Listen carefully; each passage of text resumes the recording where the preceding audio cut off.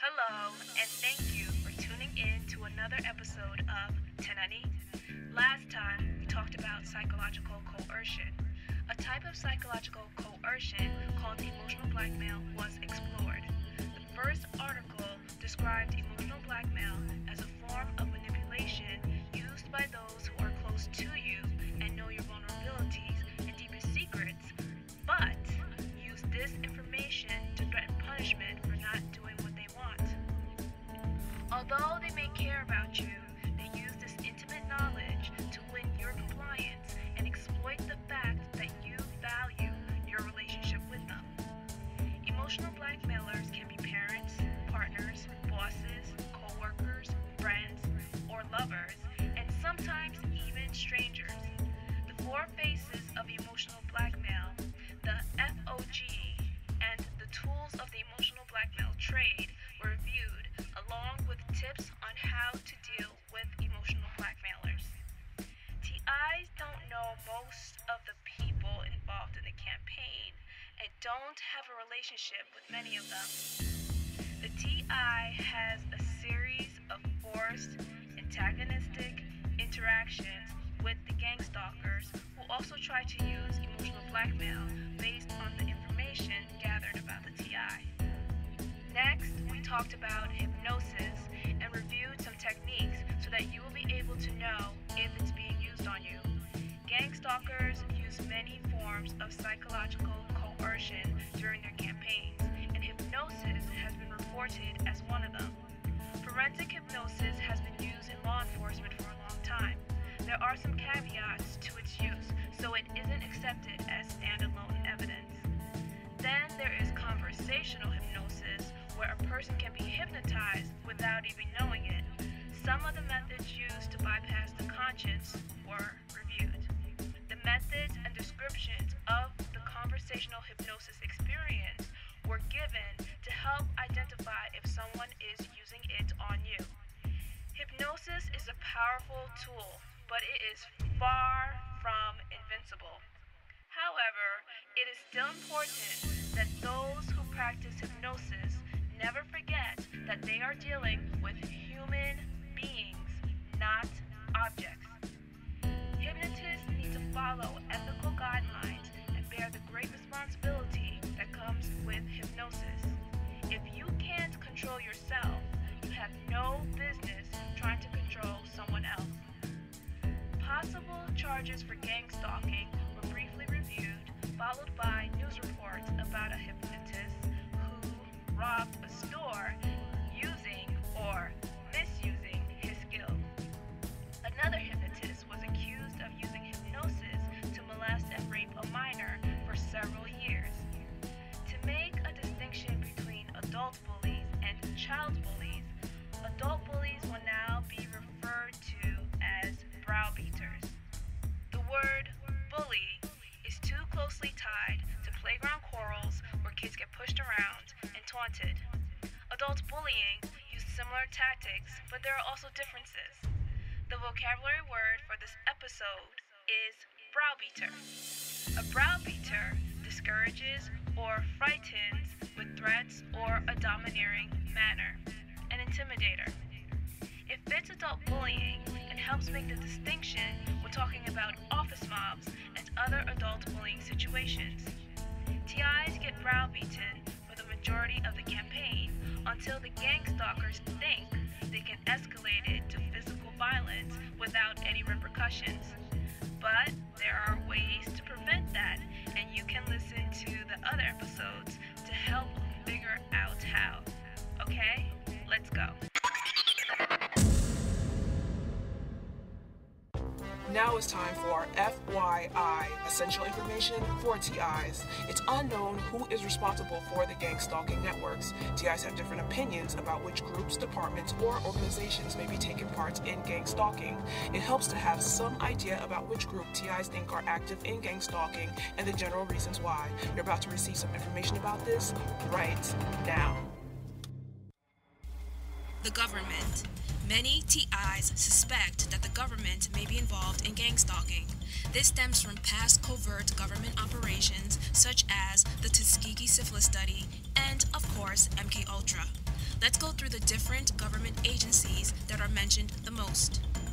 The FBI has come up as a government agency that may be a part of gang stalking. Here is the case of Scott Crow, an activist who found out that he was under FBI surveillance. Let's look at the similarities and differences between what happened to him and what TIs have reported. In an interview with Democracy Now!, he describes his experience.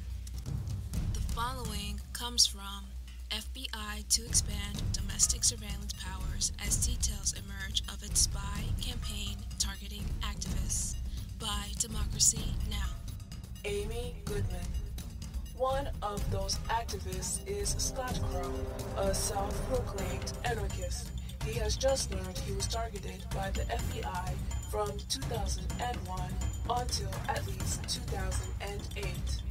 Using the Freedom of Information Act, Scott received 440 pages of heavily redacted documents revealing the FBI had traced the license plates of cars parked in front of his home, recorded the arrival and departure of his guests, observed gatherings that he attended at bookstores and cafes. The agency also tracked his emails and phone conversations, picked through his trash to identify his bank and mortgage companies, visited a gun store where he had sought to purchase a rifle for self-defense. Agents monitored also asked the Internal Revenue Service to examine his tax returns and even infiltrated groups he associated with. While Crow has been arrested a dozen times in his years of activism, he has never faced a charge more serious than trespassing.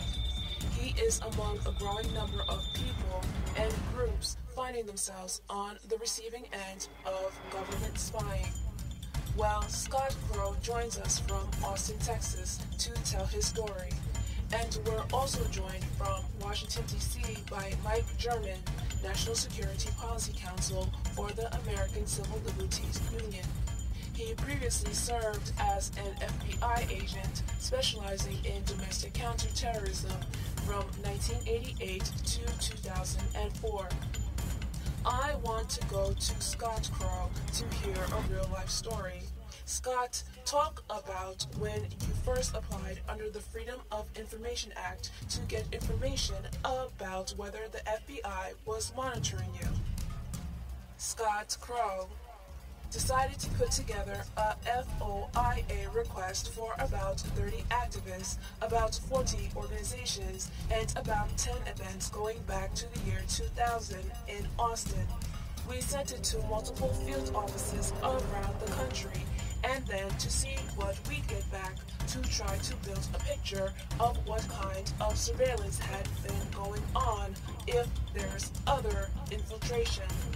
And in that, about 50% of the documents that came back with nothing.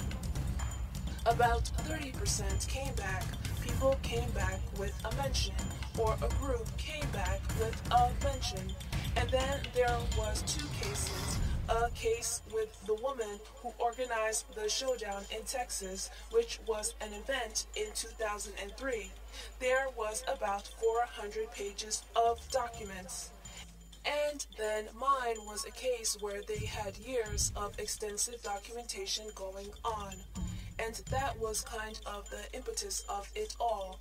And through that, I was able to find out that, there had been 5 informants in my life. But when we did this, we did it across 9 states, and I found out I was investigated in 9 states for arsons and other criminal acts that I was never charged with. A person who had been a friend of mine and had been on the edge of the activist community within Austin for a number of years, he and I had gone to New Orleans together. And then I ended up co-founding an organization out of those actions. And he worked for a couple of years and left.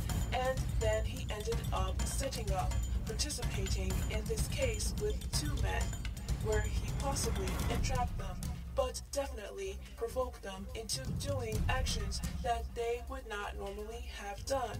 which they ended up going to prison for.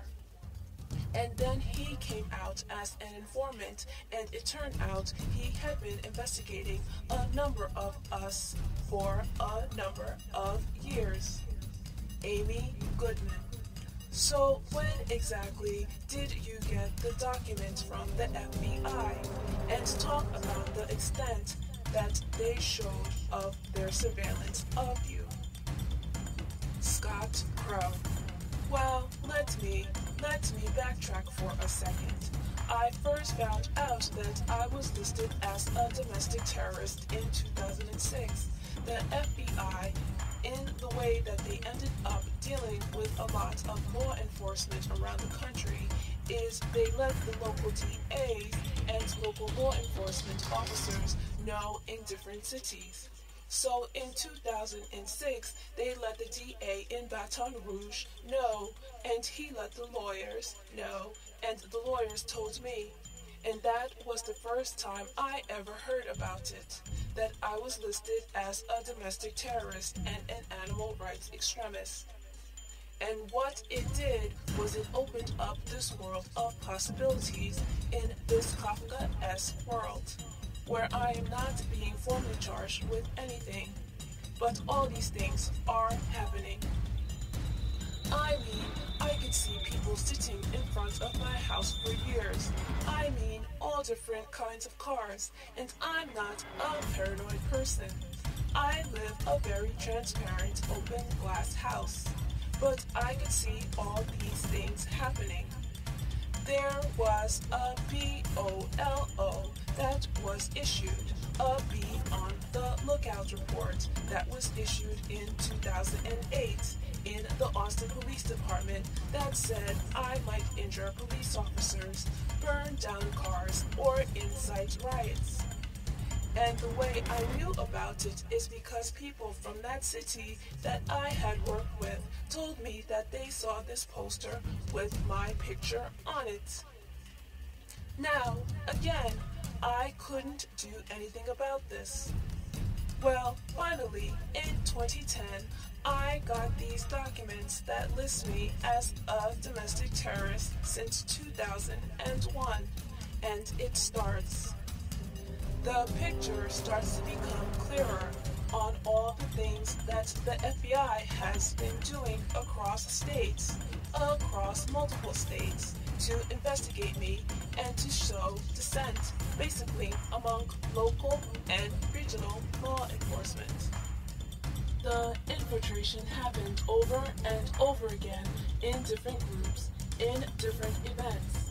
There would be law enforcement and informants and people gathering information at all different levels: city, county, state, and federal authorities, and private securities too.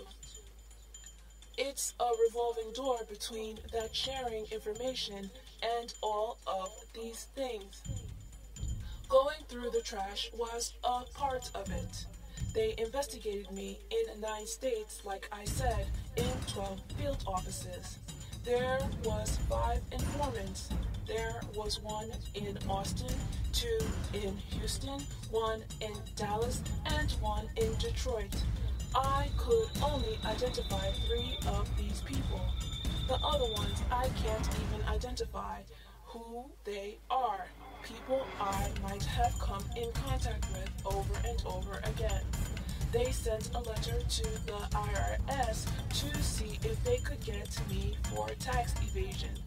And luckily, my partner and I had always had our taxes done because we had owned our own businesses for the longest time. And they found that IRS came back and said they couldn't. There was nothing they could do about it. And there seemed to be a consternation at the FBI about that. They also used closed-circuit television on a house in Dallas that I lived in, and then in Austin, where they put cameras on poles across the street from my house.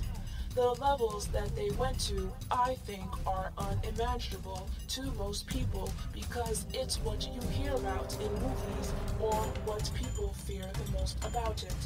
But pretty much anything that you can think of that they did, except for kicking my door in, happened to me. I was threatened with grand juries, the trash digging, which they did on 2 occasions, on the trash digging, being visited at my work, and visited at my home. You know, Mike German spoke to earlier how they tried to put pressure on people to give information. I was first visited by the FBI in 1999. That was the first time I ever heard the words domestic terrorism and animal rights used together. And also, not only did they try to implicate me in some crimes in Dallas or say that I had or suggest that I had some responsibility for these crimes, then they tried to use that pressure to get me to give information on other people. Amy Goodman. That is a very important question. Mike German, you're with the ACLU. There have been a number of raids. These are the obvious, more obvious manifestations of this. Raids in Chicago and Minneapolis of activists' homes. Can you talk about how wide this surveillance is and what you understand is happening in other parts of the country? Mike German. Sure, I think, like Scott said, we only see the tip of the iceberg. But in 2004, 2005, and 2006, the ACLU issued a number of Freedom of Information Act requests for joint terrorism task force investigations under a number of politically active groups who suspected that they were spied on, the same way Scott did. And we uncovered widespread surveillance of different, peace and justice groups, environmental groups, all kinds of different groups. And you can imagine for a political activist, kind of like Scott recounted, when the FBI is going around telling local officials that this political activist is a terrorist, that cripples their ability to be effective in their advocacy. And it creates a huge chilling effect that affects not just the people under investigation, but others active on those political issues, and even further, people who want to be active but feel it's not worth it to come under that kind of surveillance. Amy Goodman. Do you even know, Scott, right now, if you're being monitored? Scott Crow. I assume that I am because my documents ended in 2008. They said that was all that there was. And just to clarify, they gave me 500 pages of 1,200 pages, so there's still 700 pages more to get. We're going to sue to try to get the rest of them and try to get the redactions taken away so we can see what was going on. But my biggest thing is not to tell people not to be afraid, because everything that people fear I have had happen to me, and I am still okay. I don't mean that in a cavalier way, because it's been definitely traumatizing at different points. But if we don't come out and be open about this, then they've already won. And the surveillance and the war on terror wins against us. So let's go through the similarities. The interview included this statement, quote, participating in this case with 2 men where he possibly entrapped them, but definitely provoked them into doing actions that they would not normally have done, which they ended up going to prison for, and Then he came out as an informant, and it turned out he had been investigating a number of us for a number of years." Unquote. TIs have reported that their personal lives have been infiltrated by gang stalkers, or their established relationships, friends, mates, families, co-workers, etc., have been compromised or ruined. These false or compromised relationships are then used to incriminate or destroy the TI. A TI is often set up by the people who enter their life under false pretenses, or when those who are already in their lives are turned against them.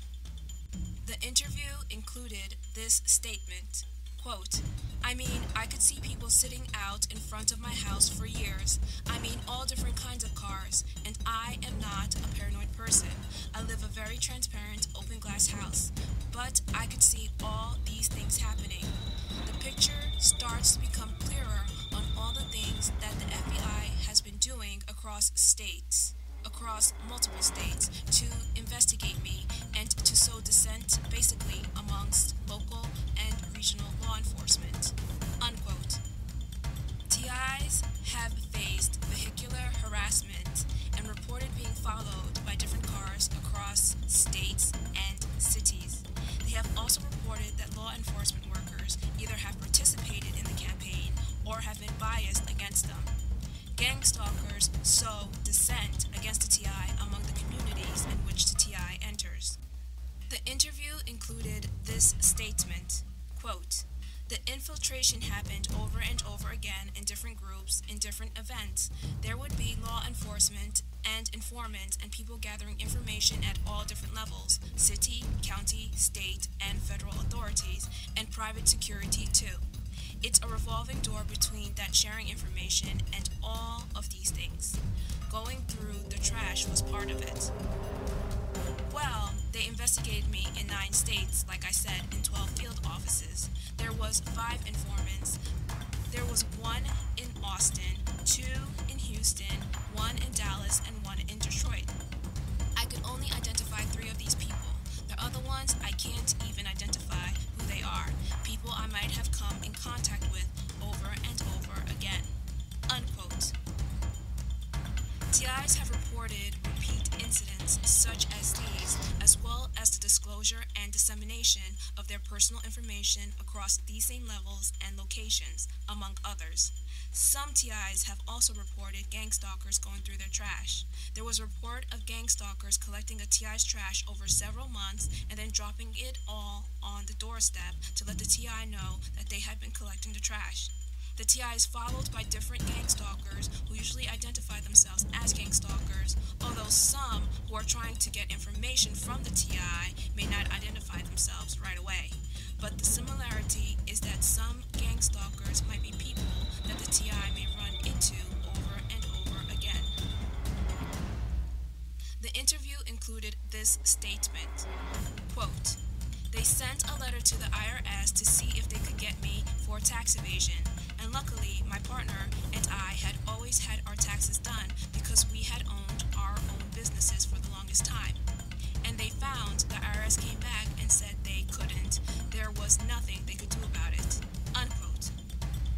Gang stalkers who are government officials or pose as government officials try to get the TI's private information even from government agencies. If there is no gang stalkers working within the department who may have access to the information, then the gang stalkers may use illegal or indirect methods to gather information about the TI.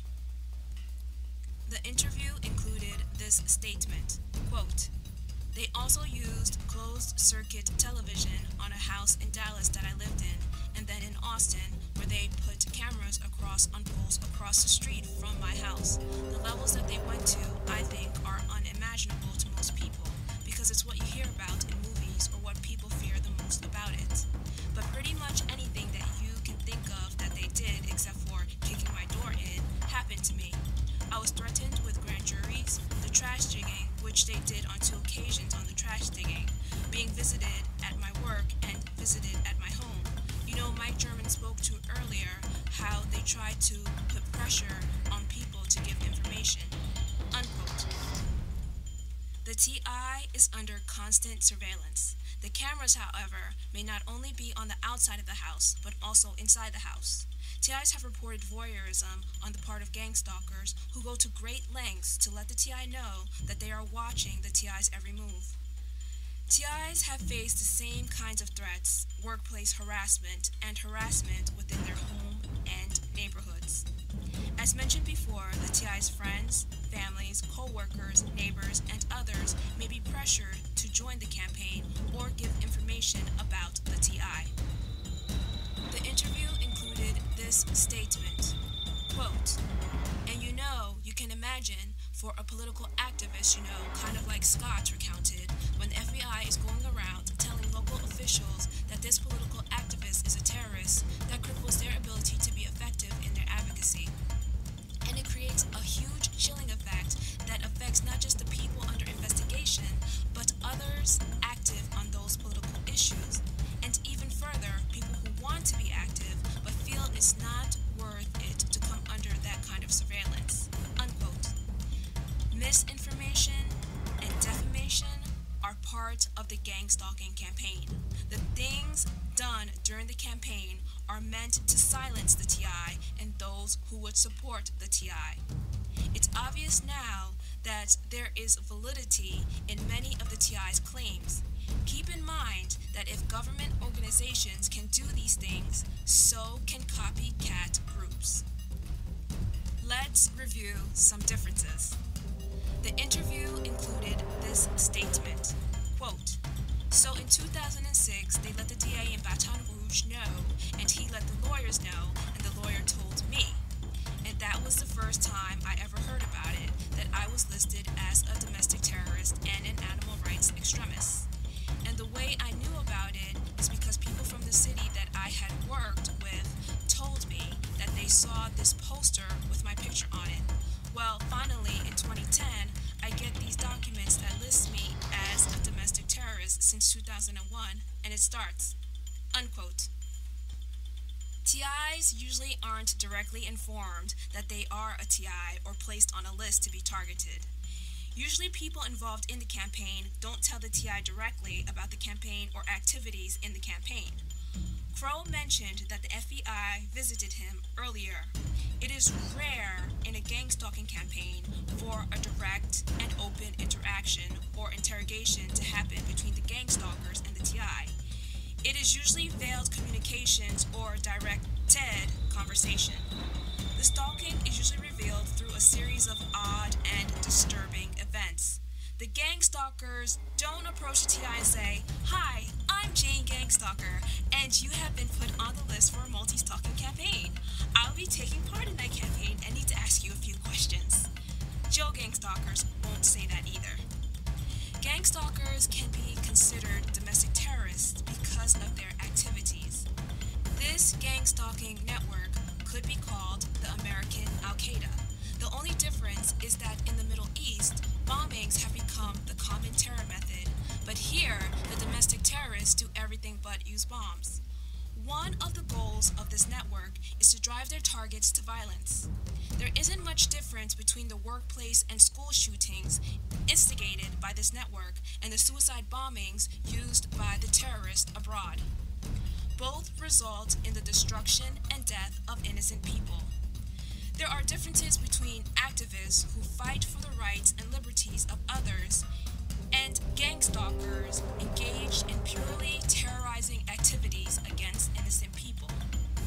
Terrorism and activism are both tools to bring about political or social change, but one is more destructive than the other.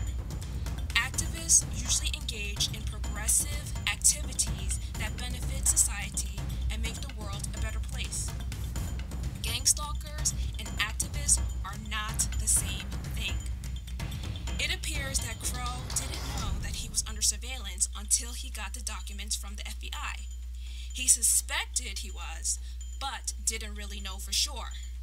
Whereas gang stalkers want TIs to know that they are being stalked and are under constant surveillance. The only uncertainty is in the beginning when the gang stalkers are information gathering, but then they do all they can to let T.I. know about the campaign. It also doesn't appear that Crow was isolated from friends and families like the T.I.s are. The interview included this statement, quote, "I was first visited by the FBI in 1999. That was the first time I ever heard the words domestic terrorism and animal rights used together. And also, not only did they try to implicate me in some crimes in Dallas or say that I had or suggest that I had some responsibility for those crimes, then they tried to use the pressure to get me to give information on other people." Unquote.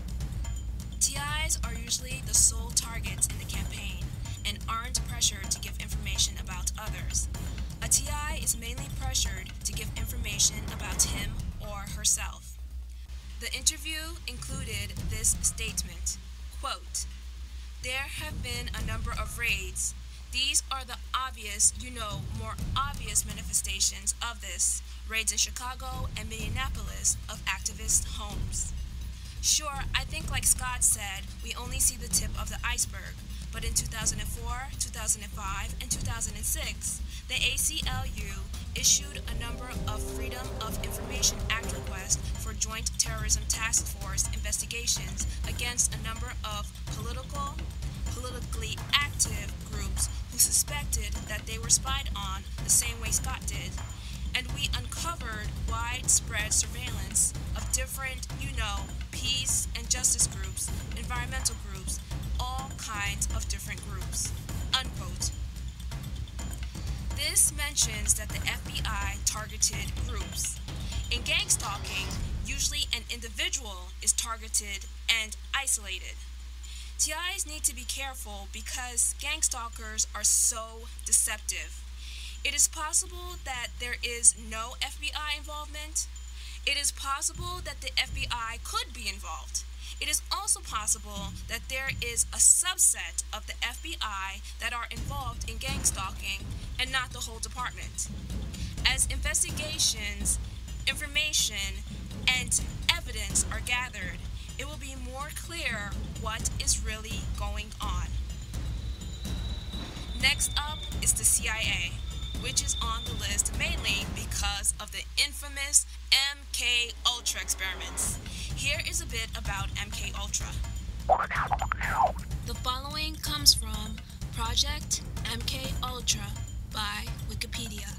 Project MK Ultra, or simply MK Ultra, was the codename for a covert CIA human experimentation program run by the CIA's Office of Scientific Intelligence. This official U.S. government program began in the early 1950s, continued at least through the late 1960s, and used U.S. and Canadian citizens as its test subjects. The published evidence indicates that Project MK Ultra involved the use of many methodologies to manipulate individual mental states and alter brain functions, including the surreptitious administration of drugs and other chemicals, hypnosis, sensory deprivation, isolation, verbal and sexual abuse, as well as various forms of torture.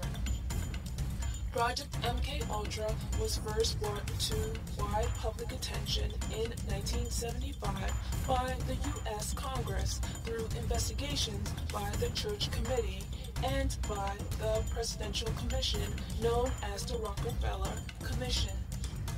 Investigative efforts were hampered by the fact that the CIA director ordered all MK Ultra files destroyed in 1973. The Church Committee and Rockefeller Commission investigations relied on the sworn testimony of direct participants and on the relatively small number of documents that survived the CIA director's destruction order. In 1977, a Freedom of Information Act request uncovered a cache of 20,000 documents relating to Project MK Ultra, which led to Senate hearings later that same year. In recent times, most information regarding MK Ultra has been officially declassified.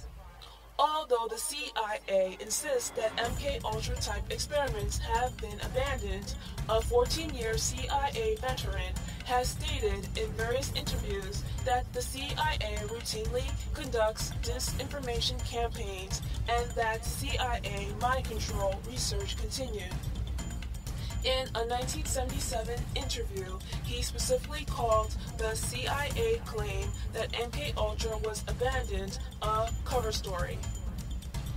On the Senate floor in 1977, a senator said the deputy director of the CIA revealed that over 30 universities and institutions were involved in an extensive testing and experimentation program, which included covert drug tests on unwitting citizens at all social levels, high and low, Native American and foreign. Several of these tests involved the administration of LSD to unwitting subjects in social situations. At least one death resulted from these activities. The agency itself acknowledged that these tests made little scientific sense. The agents doing the monitoring were not qualified scientific observers. These descriptions are also similar to what TIs have reported. The targeting of diverse groups of people by a diverse group of people. The no consent experimentation. The use of hypnosis. The use of unqualified scientific observers. And the manipulation of mental states. The differences are that there is no mention of street theater, character assassination, sabotage of employment, and financial circumstances, among other things. As with the FBI, it could be the whole CIA department, a subset, or none of the department takes part in gang stalking. Last but not least on the government suspects is the military. The military has a division called the Psychological Operations, or PsyOps. Here is an incident that occurred with the PsyOps division. The following comes from Another Runaway General. Army deploys PsyOps on U.S. senators by Michael Hastings. The U.S. Army illegally ordered a team of soldiers specializing in psychological operations to manipulate visiting American senators into providing more troops and funding for the war, Rolling Stones has learned, and when an officer tried to stop the operation, he was railroaded by military investigators. The orders came from the command of Lieutenant General William Caldwell, a 3-star general in charge of training Afghan troops, the linchpin of U.S. strategy in the war. Over a 4-month period last year, a military cell devoted to what is known as information operations at Camp Eggers in Kabul was repeatedly pressured to target visiting senators and other VIPs who met with Caldwell. When the unit resisted the order, arguing that it violated U.S. laws prohibiting the use of propaganda against American citizens, it was subjected to a campaign of retaliation. My job in PsyOps is to play with people's heads, to get the enemy to behave the way we want them to behave, says Lieutenant Colonel Michael Holmes, the leader of the IO unit, who received an official reprimand after bucking orders.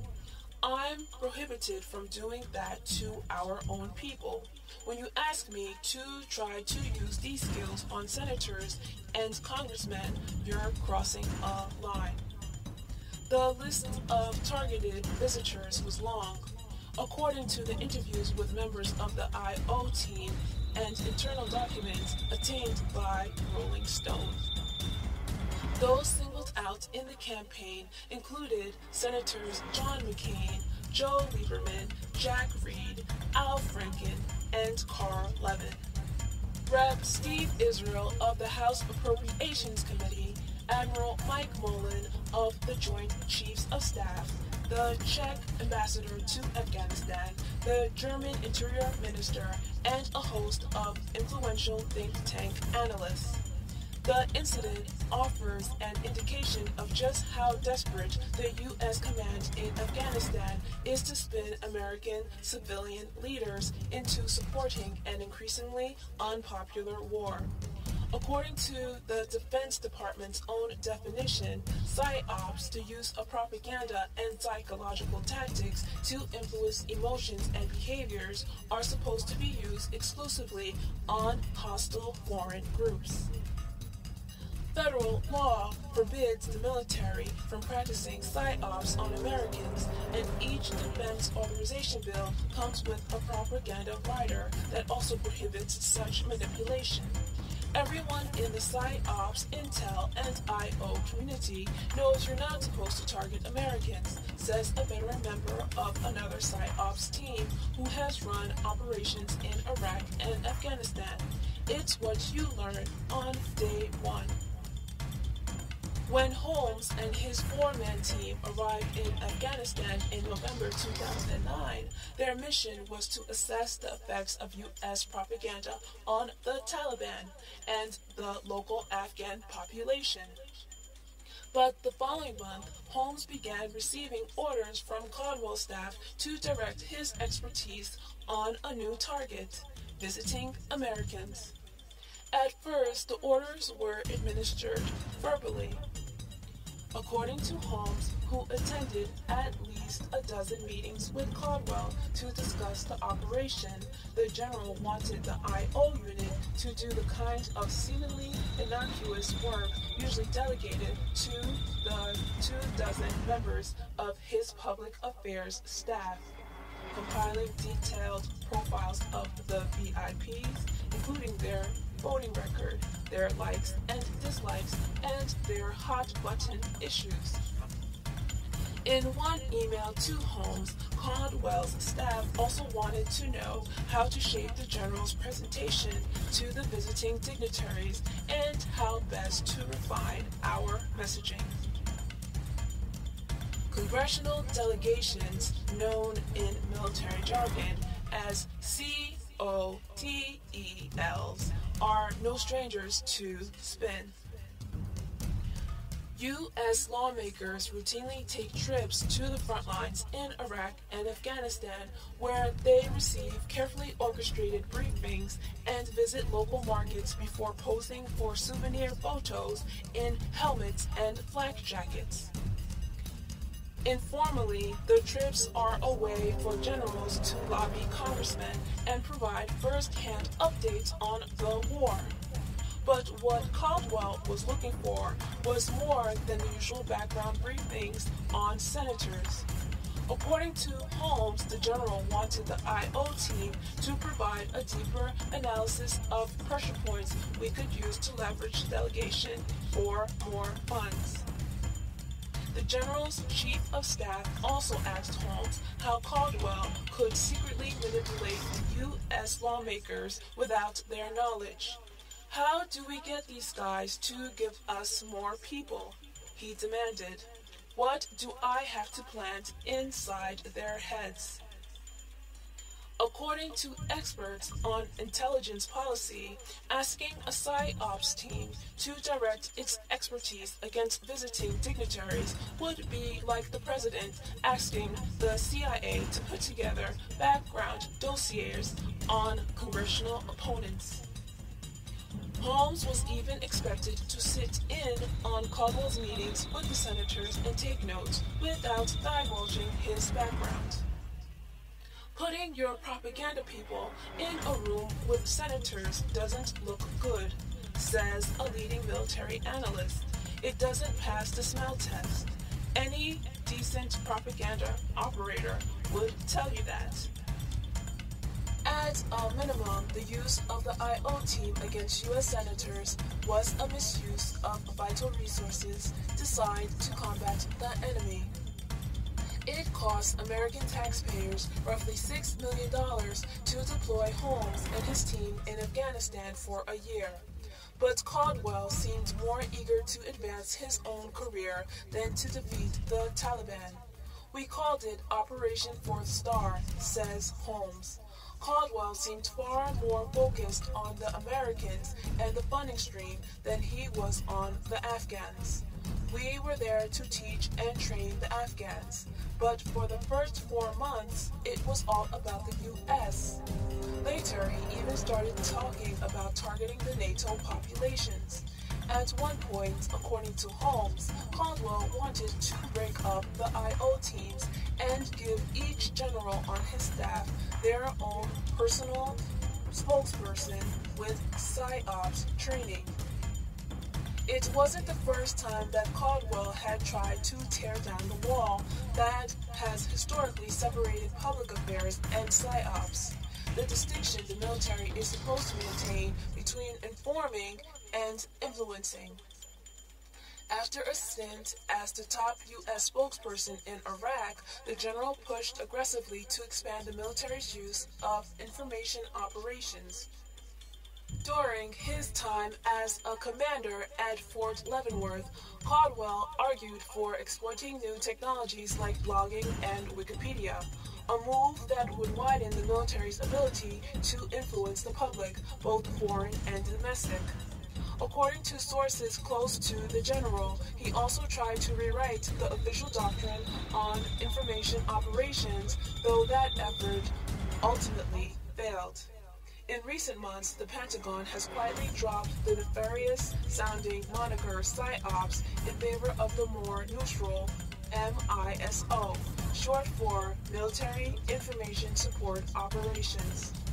Under duress, Holmes and his team provided Caldwell with background assessments on the visiting senators and helped prep the general for his high-profile encounters. But according to members of his unit, Holmes did his best to resist the orders. Holmes believed that using his team to target American civilians violated the Smith-Mundt Act of 1948, which was passed by Congress to prevent the State Department from using Soviet-style propaganda techniques on U.S. citizens. But when Holmes brought his concern to Colonel Gregory Brezel, the spokesperson for the Afghan training mission run by Caldwell, the discussion ended in a screaming match. "It's not illegal if I say it isn't," Holmes recalls Brezel shouting. In March 2010, Brezel issued a written order that directly tasked Holmes to conduct an IO campaign against all DV visits, short for Distinguished Visitor. The team was also instructed to prepare the context and develop the prep package for each visit. In case the order wasn't clear enough, Brezel added that the new instructions were to take priority over all other duties. Instead of fighting the Taliban, Holmes and his team were now responsible for using their training to win the hearts and minds of John McCain and Al Franken. On March 23rd, Holmes emailed the JAG lawyer who handled information operations, saying that the order made him nervous. The lawyer, Captain John Scott, agreed with Holmes. "The short answer is that IO doesn't do that," Scott replied in an email. "Public affairs works on the hearts and minds of our own citizens, and IO works on the hearts and minds of the citizens of other nations." While the twain do occasionally intersect, such intersections, like violent contact during a soccer game, should be unintentional. In another email, Scott advised Holmes to seek his own defense counsel. "Using IO to influence our own folks is a bad idea," the lawyer wrote, "and contrary to IO policy." In a statement to Rolling Stone, a spokesman for Caldwell categorically denies the assertion that the command used an information operations cell to influence distinguished visitors. But after Scott offered his legal opinion, the order was rewritten to stipulate that the IO unit should only use publicly available records to create profiles of U.S. visitors. Based on the narrower definition of the order, Holmes and his team believed the incident was behind them. 3 weeks after the exchange, however, Holmes learned that he was the subject of an investigation called an AR-15-6. The investigation had been ordered by Colonel Joe Bush, Caldwell's chief of staff. The 22-page report obtained by Rolling Stone reads like something put together by Kenneth Starr. The investigator accuses Holmes of going off base in civilian clothes without permission, improperly using his position to start a private business, consuming alcohol, using Facebook too much, and having an inappropriate relationship with one of his subordinates, Major Laurel Levine. The investigator also noted a joking comment that Holmes made on his Facebook wall in response to a jibe about Afghan men wanting to hold his hand. "Hey, I've been here almost 5 months now," Holmes wrote. "Give me a break. A man has needs, you know." LTC Holmes' comment about his sexual needs, the report concluded, are even more distasteful in light of his status as a married man.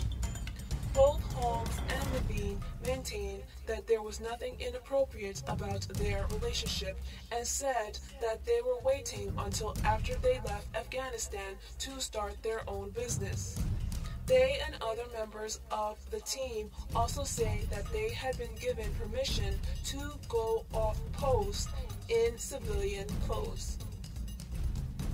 As for Facebook, Caldwell's command had aggressively encouraged its officers to use the site as part of a social networking initiative, and Holmes ranked only 15th among the biggest users. Nor was Holmes the only one who wrote silly things online. Colonel Breezel's Facebook page, for example, is spotted with similar kinds of nonsense, including multiple references to drinking alcohol and a photo of a warning inside a Porto John mocking Afghans. In case any of you forgot that you are supposed to sit on the toilet and not stand on it and squat. It's a safety issue. We don't want you to fall in or miss your target. Breezel now serves as the Joint Chiefs of Staff, where he works in the office dedicated to waging a global information war for the Pentagon.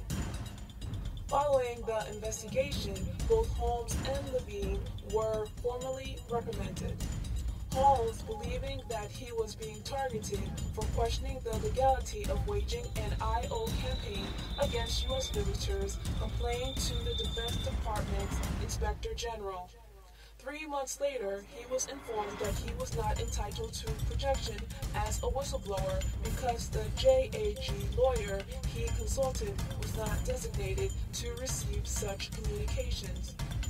Levine, who has a spotless record and 19 service awards after 16 years in the military, including a tour of duty in Kuwait and Iraq, fears that she has become the collateral damage in the military's effort to retaliate against Holmes. "It will probably end my career," she says. "My father was an officer, and I believed officers would never act like this. I was devastated. I've lost my faith in the military, and I couldn't, in good conscience, recommend anyone joining right now." After being reprimanded, Holmes and his team were essentially ignored for the rest of their tours in Afghanistan. But on June 15, the entire Afghan training mission received a surprising memo from Colonel Bush Caldwell's chief of staff. "Effective immediately," the memo read, "the engagement in information operations by personnel assigned to the NATO training mission Afghanistan and Combined Security Transition Command Afghanistan is strictly prohibited.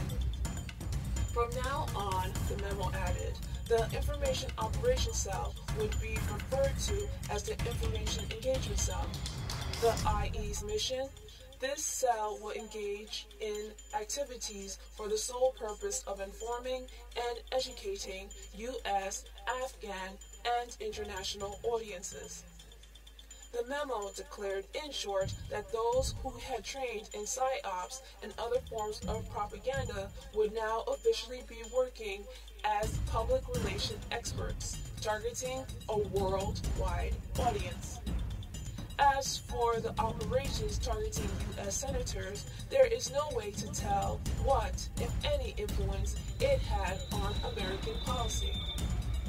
What is clear is that in January 2011, Caldwell's command asked the Obama administration for another $2 billion to train an additional 70,000 Afghan troops, an initiative that will already cost U.S. taxpayers more than $11 billion this year. Among the biggest boosters in Washington to give Caldwell the additional money, Senator Carl Levine, one of the senators whom Holmes had been ordered to target. Let's go through the similarities. The article included this statement, quote, "The general wanted the IO unit to do the kind of seemingly innocuous work usually delegated to the 24 members of his public affairs staff, compiling detailed profiles of the VIPs, including their voting records, their likes and dislikes, and their hot-button issues. The general wanted the IO team to provide a deeper analysis of pressure points we could use to leverage the delegation for more funds.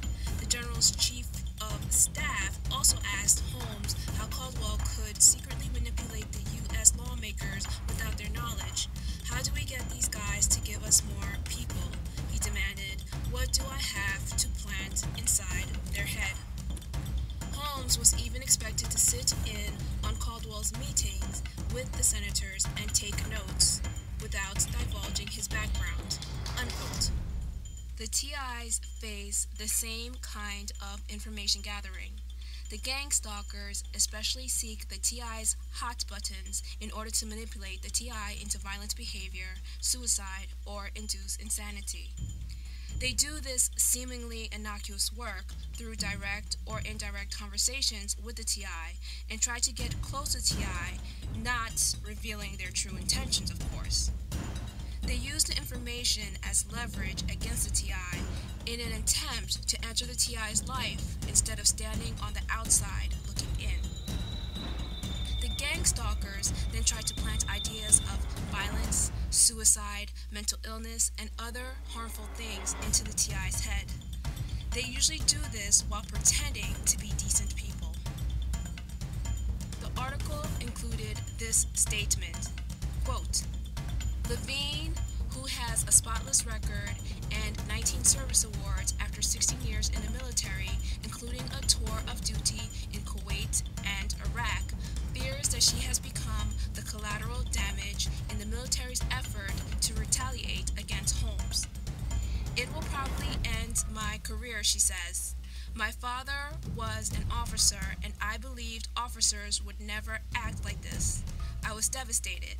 I lost my faith in the military, and I couldn't, in good conscience, recommend anyone joining right now." Unquote. The TI's family, including kids, friends, and others who could be supportive of the TI, also become collateral damage in the campaign against the TI. It is important to understand the reach of one gang stalking campaign. A war is being waged by a network of ruthless people against one person. These perps will use anything and anyone to get to the TI and cause damage. Wherever the TI goes, the gang stalkers follow, manipulating and deceiving others to use in the campaign. Though the TI is the target, she or he isn't the only person impacted in the campaign. The campaign has a wide effect and a huge impact on society as a whole. How? What is happening has been happening in small towns and inner cities for years. It involves an alarming level of lawlessness that provides an oasis for criminal activity. It all begs the questions: what is it all for? Why would this group spend so much time, money, and resources targeting a diverse group of innocent individuals? Are they going to keep targeting individuals, or is this practice for the ultimate goal, society as a whole? The article included this statement, quote, 3 months later, he was informed that he was not entitled to protection as a whistleblower because the JAG lawyer he consulted was not designated to receive such communications. Unquote. It would seem that the person who exposed this misuse of PSYOP tactics, especially against fellow Americans, would be praised. But unfortunately, he faced many forms of retaliation. He was just following the rules and guidelines that were taught to him, as the article said, since day one. He was even refused protection as a whistleblower, even though that is essentially what he was. Some people become TIs because they are whistleblowers. In addition, TIs are forced into the gang stalkers bubble and face retaliation when they try to report the gang stalking and get out. The differences are that the reason for the targeting was clear, whereas in some TI cases, it isn't clear. Another difference is that more than one person was targeted at the same time, whereas in a TI's case, unless it's someone close to the TI, such as a relative or mate, that is supportive, the TI is usually the only one targeted. The most glaring difference is that Holmes was able to receive some assistance with the issue. TIs usually find it difficult to get assistance because the gang stalkers trap them and make sure that fellow gang stalkers take the case even when TIs seek assistance. Gang stalkers lock the TI, or try to lock the TI, into the gang stalkers bubble and make it difficult for them to reach the rest of the world. As said before, the whole, a subset, or none of the military could be involved in gang stalking. Speaking of whistleblowers, the next on the list are corporations. Again, some TIs become targets because they were whistleblowers. They claim that the company or corporations that they worked for retaliated against them by nominating them for a gang stalking campaign. In the following excerpts, please focus on the claims made by the insurance agents about the stalking more than anything else. The following comes from Stalked by Allstate. Being an agent for the giant insurer can be tough, even terrifying. An extraordinary war between a company and its own troops is only getting fiercer. By Richard Bahar, Reporter Associates Jane Firth and Tricia Welsh. I strongly believe the only way this will turn out correctly, where the truth will come out and there will be a beneficial conclusion for all parties concerned, is if the CEO takes one day out of his busy schedule to personally meet with some of these agents and offer them protection to tell the truth. I asked nicely. I gave plenty of time even though my life is in danger. Letter from Allstate agent Miles Vargas to the CEO, November 1993. Vargas made a trip to Dallas yesterday and is on the move again this morning. The surveillance lost him for a while in traffic and had to set up on his apartment and office in hopes of relocating him. The intelligence that has been picked up is that Vargas may be headed to the state insurance department in Austin. Instructions were given to stay on him. Allstate Corporate Security Internal Memo, December 1993. Miles Barkis had become one of Allstate's top-selling salesmen, the best in the 550-agent Dallas region by his 29th birthday in 1993. Working 7-day weeks, he had amassed 3,200 customer accounts, nearly twice the company average. Allstate, headquartered in Northbrook, Illinois, showered Barkis with awards and honors and free exotic vacations that he never had time to accept. Then one day, Barkis's world exploded. Deeply disturbed that his superiors were ordering agents to break the state law that protected consumers from discrimination, he began to blow the whistle. Though the company never admitted doing anything wrong, Barkis's evidence resulted in Allstate paying what was then the largest insurance fine in Texas history. But Barkis paid too. He was stalked and chased by private eyes for periods spanning 6 months, according to internal company documents. And with the flick of a computer switch, Allstate took away all his business. Consider also the case of another agent who has spent her life savings of $200,000 to keep an Allstate office afloat in rural Georgia. She is called a neighborhood office agent, NOA, a title shared by roughly 80% of the sales force. That means she is an Allstate employee, unlike Barkis, who was, at least on paper, an independent contractor.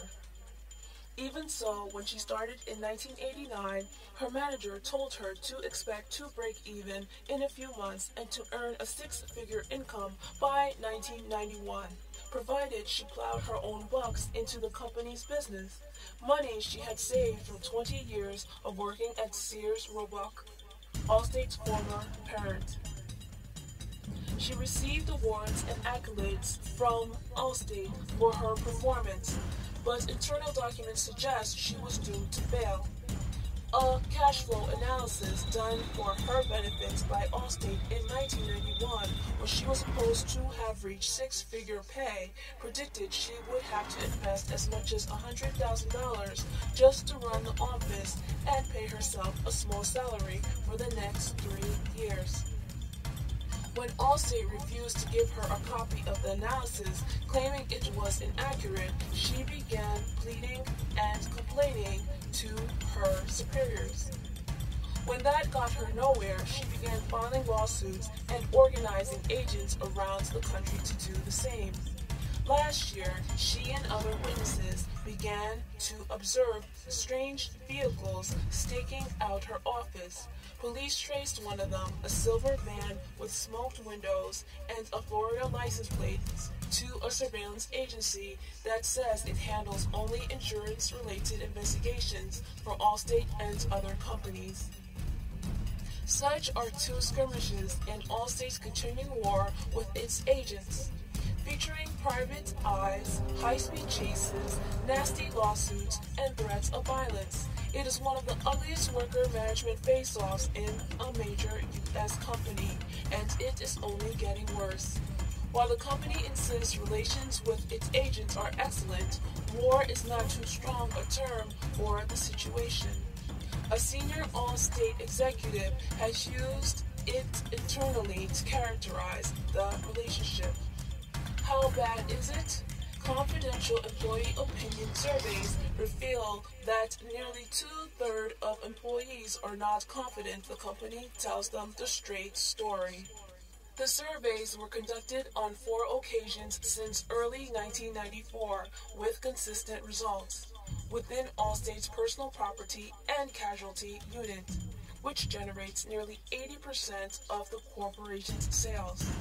Earlier this year, agents secretly helped a Wall Street Journal reporter expose an issue they had been trying to get management to acknowledge for years, that training seminars linked to the notorious Church of Scientology were widespread in Allstate during the late 1980s and early 1990s.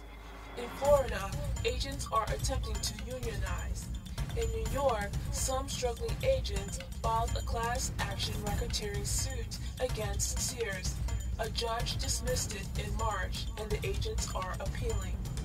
More troubling for Allstate is a class action lawsuit in California where upwards of 3,000 agents are seeking to recover tens of millions of dollars in unreimbursed costs. Allstate may be vulnerable because California is one of few states where labor laws call for indemnification of an employee's expenses and losses. While many agents are financially successful, many others are barely hanging on. In recent years, many agents have filed personal lawsuits against Allstate, resulting in sealed settlements. In June, Arizona's Supreme Court admonished Allstate for tactics against a former agent that in the long run can only serve to cause disrespect and other harm to the civil justice system. It urged Allstate to focus on the merits of cases rather than try to trip its opponents with technicalities. Various Allstaters believe they have been stalked simply because they are whistleblowers, litigants, or highly paid employees whose managers they claim have harassed them into involuntary retirement in order to take their businesses away. The company wholly and vehemently denies that it stalks or harasses agents. We do not do surveillance, says an assistant vice president for legal affairs. People make mistakes once in a while around here, but people do not do that kind of thing. It's suggestive of an invasion of people's privacy where there would generally be no real reason for it. He acknowledges that Allstate authorized the surveillance of Miles Barkis, but says that is the only time in his 17-year career such a thing has happened to his knowledge. Yet, a former security officer in a sworn deposition 2 years ago referred to surveillance as standard operating procedure that Allstate utilizes if it's required. The assistant vice president for legal affairs also dismisses the notion that Allstate has serious problems with its agents, arguing instead that a small, disgruntled minority are whipping up conspiracy theories. It's a tough industry, and I suspect some people are going to struggle and some people are going to fail, he points out. Do we have agents out there who are unhappy with the company? Absolutely. How many? I don't know. But the relationship between the company and its agency force is absolutely outstanding. In recent years, more than 1,600 agents have formed a national club, not a labor union, they insist, a club that Allstate quietly monitors but refuses to communicate with. Some of its leaders have been harassed, even terminated, for dubious reasons, such as misfiling a handful of insurance applications. At a recent convention in Atlanta, not one member of the group, the National Neighborhood Office Agent Club, NNOAC, was willing to be quoted in Fortune. One of the club's most eloquent leaders, a successful 33-year Allstate veteran, edits a newsletter that calls for the ouster of senior executives whom he considers crooks and cowards. He says he arrived at his home in Virginia one day last March to find his .22 caliber handgun, which he hadn't used for more than a decade, lying on his dresser.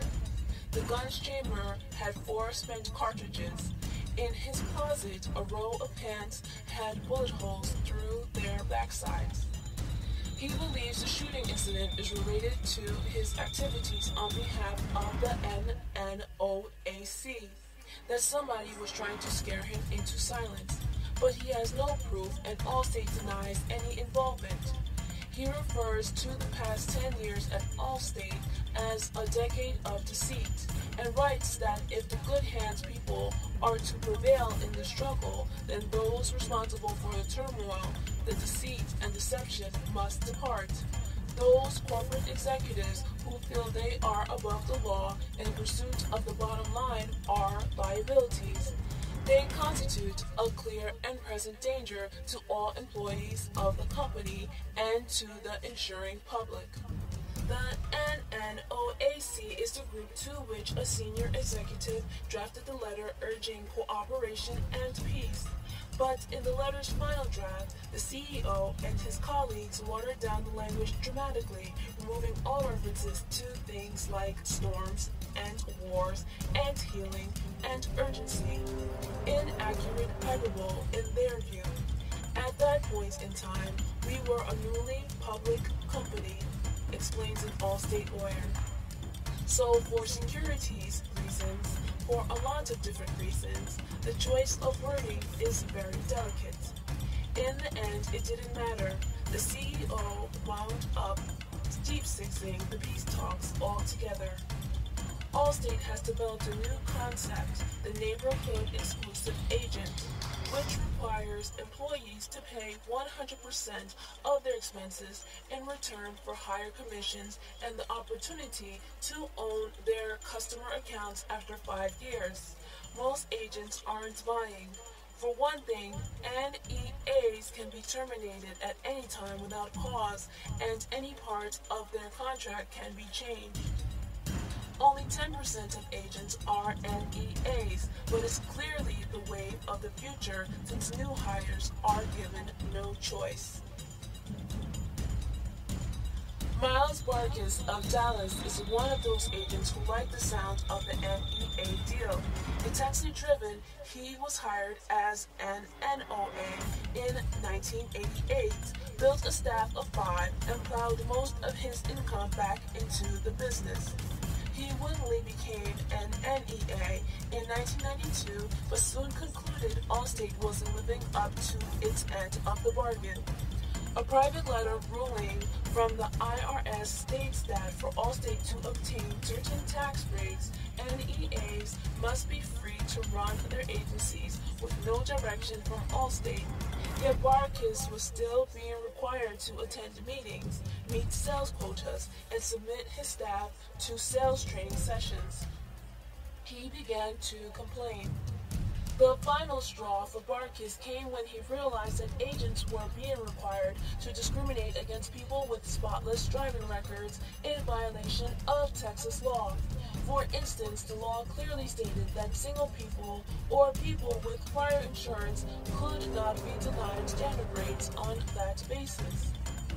Allstate, in heavy cost-cutting mode and apparently believing such people represented higher risks, tried to skirt the law by accepting only customers who owned 2 cars.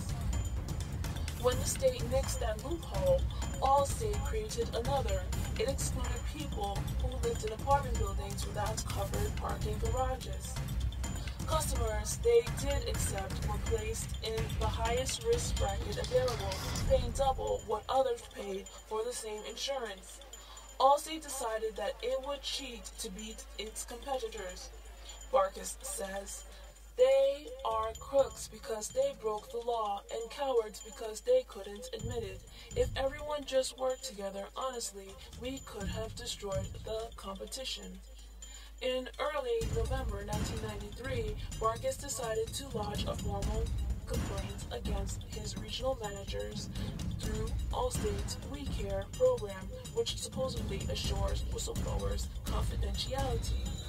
Yet 3 days after the complaint was made, says Barkis, he received a call warning him that a supervisor was on his way over and would break down the door if necessary. Barkis refused to let him in. Several days later, Barkis says he received an anonymous death threat on the telephone and began noticing people following him. Overwhelmed by fear, Barkis warned an Allstate manager that anyone comes through the plane of my door, they get shot. On November 16th, he had a security system installed in his home. The man who installed the alarm, a former police officer, saw that Barkis was in such a panicky state that he moved the Allstate agent into his own home in a rural town 80 miles from Dallas. For several weeks, Barkis, believing his life was in danger, barely slept and rarely walked outside the ex-cop's house, which was surrounded by private investigators hired by Allstate. The company placed Barkis under 24-hour surveillance for several periods spanning 6 months, November 1993 to April 1994, at a cost of at least $145,000, according to internal records. Midway through that period, the agent's computers were suddenly turned off, while his customers received letters stating that Barkis had retired. Some letters said he had terminated his employment. Allstate insists that the stalking and the agent's ultimate termination were justified by Barkis' shooting threat and a range of peculiar behavior defined by the insurer as the following: suddenly abandoning his job and customers, leaving rambling voicemail messages on the answering machines of top executives, and refusing to deal with anyone at headquarters except for then CEO, who received garbled, incoherent letters from the agent at his office and home. Allstate also says it hired a psychiatrist to analyze Barkis' letters just to make sure he wasn't dropping bombs in airline packages or anything, according to an Allstate lawyer. He only wanted to talk to the CEO. Barkis didn't abandon his job as Allstate suggests. While being stalked, he kept his office door locked and referred new customers to other agents. His staff continued to service existing customers. And though his letters to the CEO are occasionally wobbly, they complain articulately about the surveillance and the violations of Texas law. I'm not proud of the letters, said Barkis. I was in a terrorized state of mind, but I wanted to make sure that the CEO couldn't pass the buck. Allstate claims it was particularly rattled when Barkis called headquarters to announce that a package of materials would be sent to the CEO's home around Thanksgiving. But the package contained only audio tape proving the agents were breaking the law, plus a copy of a book called How to Succeed in Business Without Lying, Cheating, or Stealing. Allstate psychiatrists concluded a week later that Barkis posed no danger to any employee except perhaps to himself. Yet the surveillance continued on and off until the following April. Miles was scared to death, says the ex-cop who took the agent into his home. There's no way Miles was going to hurt anybody. I was going to teach him how to shoot, and he was so uptight about it, he wouldn't even hold a pistol. Everybody who has insurance paid for that surveillance. Allstate shouldn't have done it. When Barkis flew to Austin to visit state insurance regulators, 2 Allstate private investigators were on the same American Airlines flight. On another occasion, he drove nearly 3 hours to see the regulators, tailed by 3 investigators at speeds reaching 100 miles per hour, according to Allstate's own surveillance reports. Still, the surveillance continued night and day. When Barkis used his cellular phone, his calls were apparently monitored by a scanning device. A second Allstate agent who furnished Barkis with documents was followed. So was an employee of Barkis's as she drove from work to pick up her son at his school. After 30 minutes of being stalked, she finally lost the tail by pulling into the parking lot of a police station. I was panicked, she recalls. I don't think Allstate deserved to do that to anybody. Echoes Barkis, I can't even fathom having billions of dollars at my disposal and following women. My only consolation is that God will get them. Backed into a corner, Barkis began to work with a Dallas TV reporter. The frenetic energy he had poured into his sales career would now be applied towards exposing his bosses. The agent went undercover in 10 cities, carrying a hidden camera in a shoulder bag and posing as a prospective customer. At every stop, agents refused to insure him for a multitude of illegal reasons. For being single, for owning 1 car, for declining to buy more than 1 policy, for having been insured previously by a high-risk carrier, and so on. The TV expose, which aired across Texas in early 1994, prompted what was then the largest insurance fine in Texas history. Though at just $850,000. It equaled about 6 hours of Allstate's earnings and was a painful lesson for future whistleblowers. The undercover operation was the impetus to the fine, says an attorney with the Texas Department of Insurance. It was because of Miles' work. We owe him a lot. Allstate flatly broke the law, and they thought they could get away with it.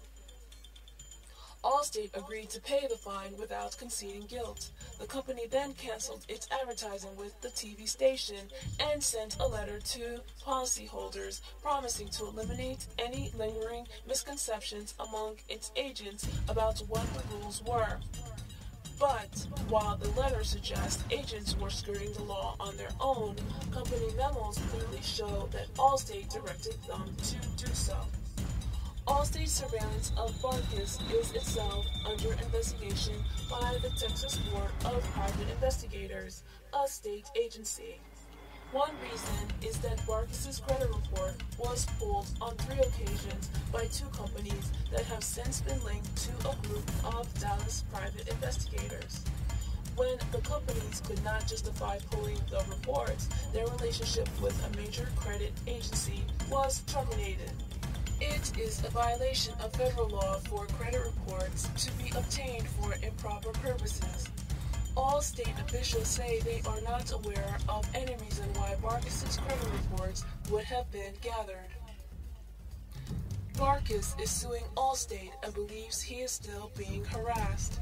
He entered a parking lot in April to discover that all 4 of his car doors were wide open, yet no valuables had been removed. Later, he nearly lost a wheel while driving down a highway. The lug nuts had all been loosened, according to a Honda repairman. Barkus says he and his father received repeated hang-up calls at their homes. Shortly after a conversation with this magazine in August, Barkus says he experienced 20 straight hang-ups, followed by an egg splattered against his front door. Allstate says all surveillance activities against Barkus ceased in the spring of 1994. Other agents feel sure they have been stalked by the company despite its denials. A former Arizona agent believes he was a target in 1987. He was an enormously successful award-winning salesman, earning upwards of $200,000 a year. Then one day, investigators began visiting and grilling his customers. When he called his managers to find out what was happening, nobody would talk to me, or they'd say they didn't know what I was talking about. One day, a manager tailed the agent in his car all the way to a customer's house. Next, he observed a car going back and forth repeatedly in front of his own home. He slept on a couch with a baseball bat. Why would he be harassed?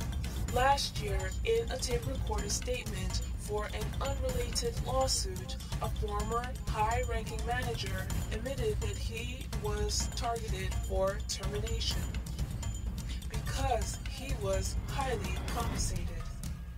The ex-manager also stated that the ex-manager was ordered to fly to an operations center in Texas to pull 100 of the agent's customer applications and find some dirt that could be used to get rid of him. The scheme apparently worked. The agent suffered a nervous breakdown and was briefly hospitalized and never returned to Allstate. I was the white buffalo, he says today. And when you gun down the top buffalo, you can then go after the rest of them, or at least get the rest of the agents scared enough to jump through hoops. He says that the ex-manager, racked by guilt, visited him 6 years later to apologize. The ex-manager refuses to comment, but in his 1994 statement, he described the company's culture in the following way. It was like a big fraternal system.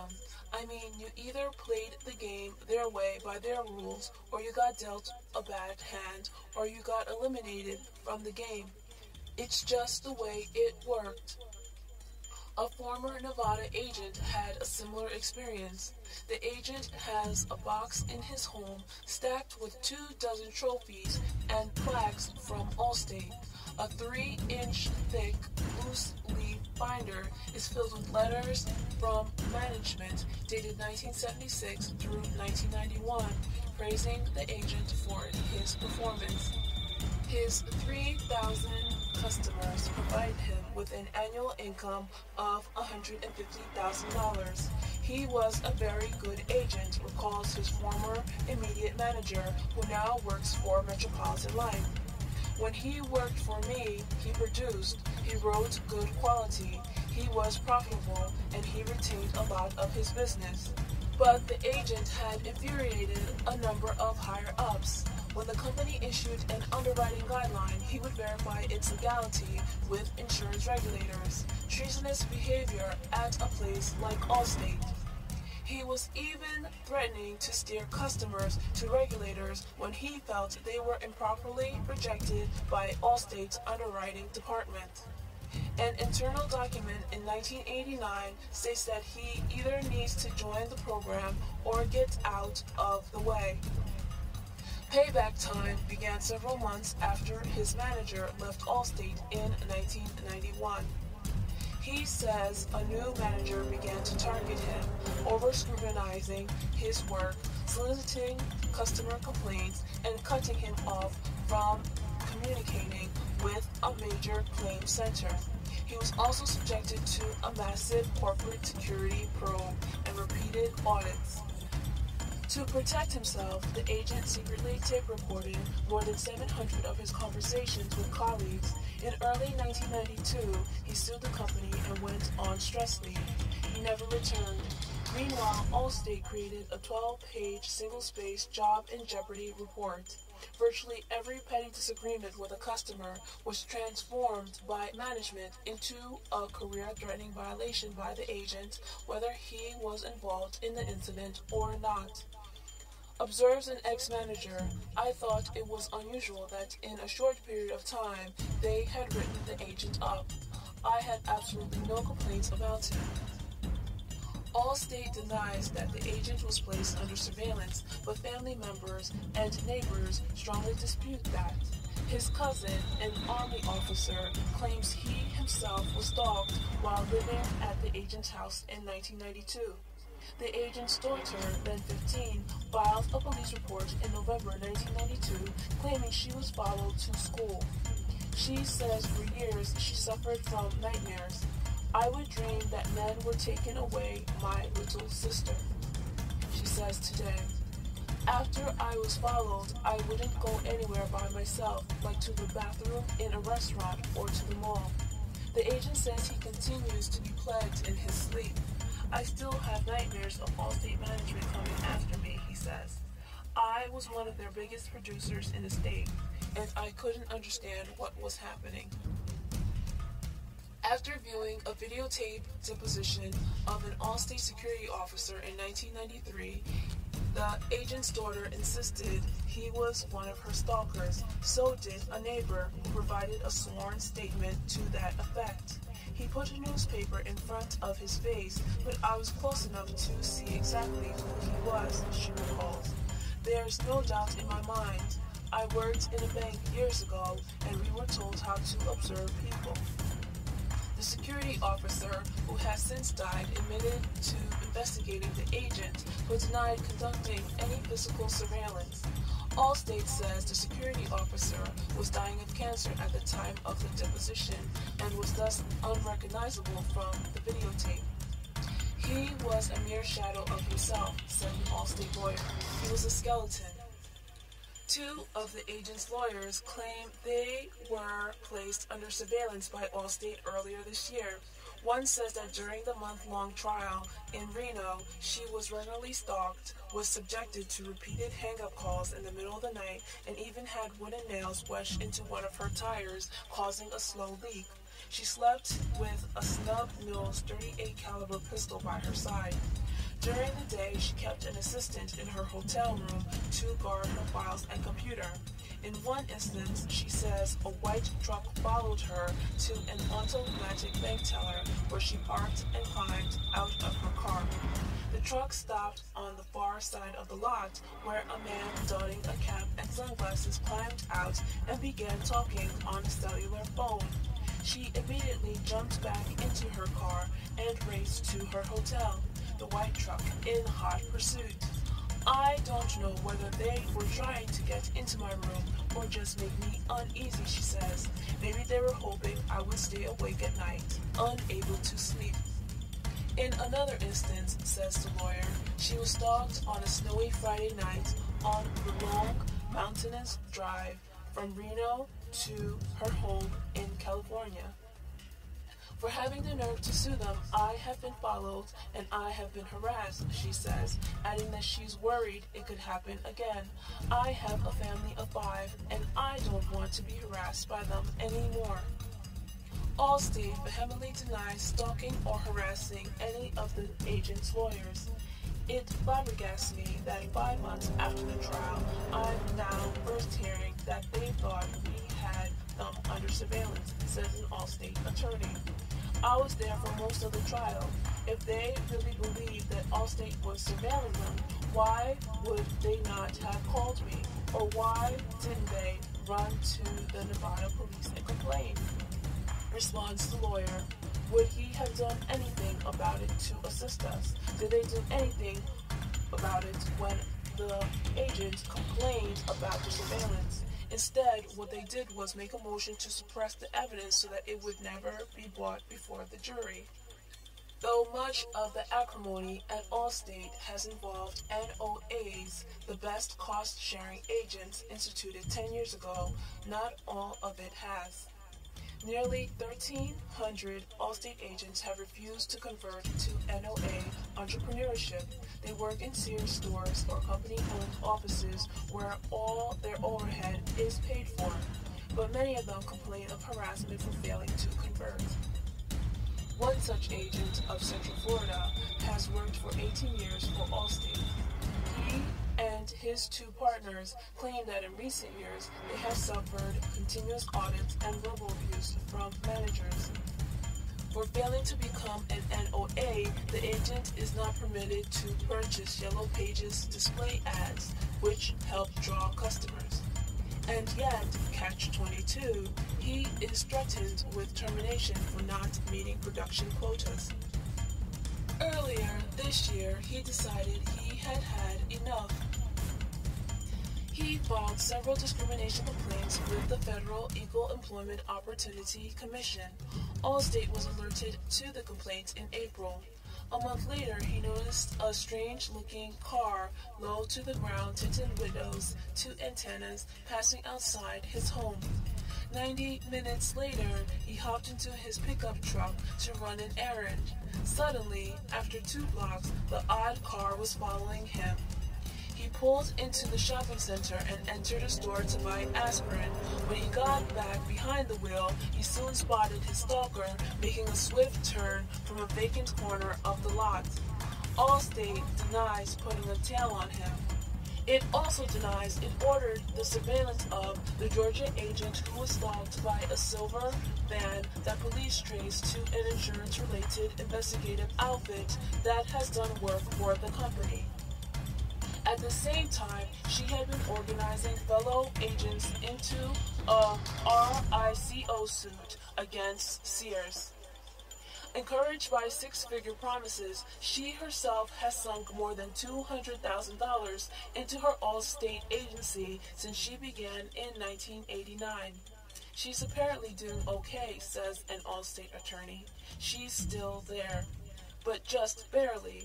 She has exhausted her life savings while failing to earn the minimum wage, has laid off her office staff, and is facing eviction because she cannot afford the office rent.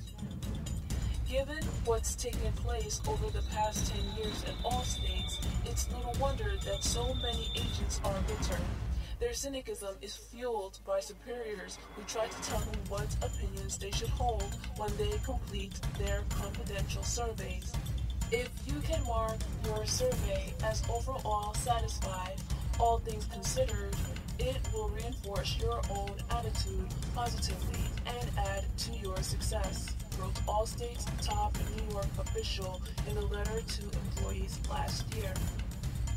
Marking your survey not satisfied overall is to perpetuate and aggravate a false and destructive perception that nothing good yet is possible.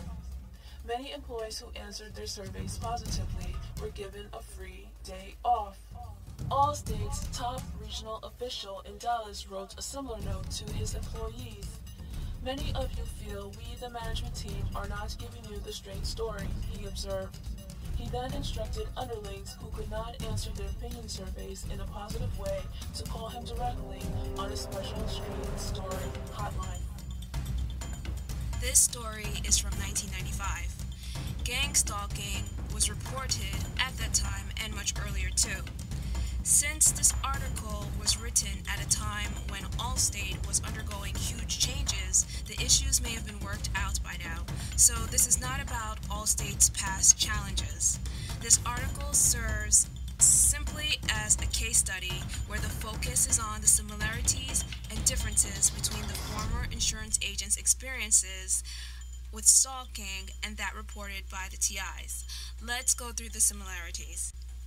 The article included these statements, quote, "Various Allstaters believe they have been stalked simply because they are whistleblowers, litigants, or highly paid employees whose managers, they claim, have harassed them into involuntary retirement in order to take their businesses away." But the agent had infuriated a number of higher-ups. Why would he be harassed? Last year, in a tape-recorded statement for an unrelated lawsuit, a former high-ranking manager admitted that he was targeted for termination because he was highly compensated. He says a manager began to target him over scrutinizing his work, soliciting customer complaints, and cutting him off from communicating with a major claims center. Virtually every petty disagreement with a customer was transformed by management into a career-threatening violation by the agent, whether he was involved in the incident or not. Unquote. The gang stalkers could select a target for any reason, real or imagined, superficial or substantial. Among other things, a bad breakup, messy divorce, fights between children, disagreements, tense collaboration, or friend-turned-enemy can suddenly turn anyone into a target. Gang stalkers get the inside scoop, but like any other gang or organized crime network, they are subjected to the leader's whims and restricted by the group's activities, so gang stalkers aren't even safe from becoming a TI. If they have a falling out with the group, they too can become a target. Anyone can become a target for any reason. Similar to the insurance agent's experience, even being a good coworker can cause a person to be targeted. Some reasons include jealousy from a malicious coworker, being a tenured employee, or a high earner that the employer wants to get rid of. To all non-gang stalkers, please be careful when dating, forming friendships, partnerships, and overall who you let into your life. These gang stalkers are ruthless, vicious, and malicious. They seem to enjoy torturing and tormenting other people. Gang stalkers are not the type of people you want to get involved with in any way. A bad breakup, or even a relationship where the non-gang stalker wants to end the relationship but the gang stalker doesn't, can lead to a campaign.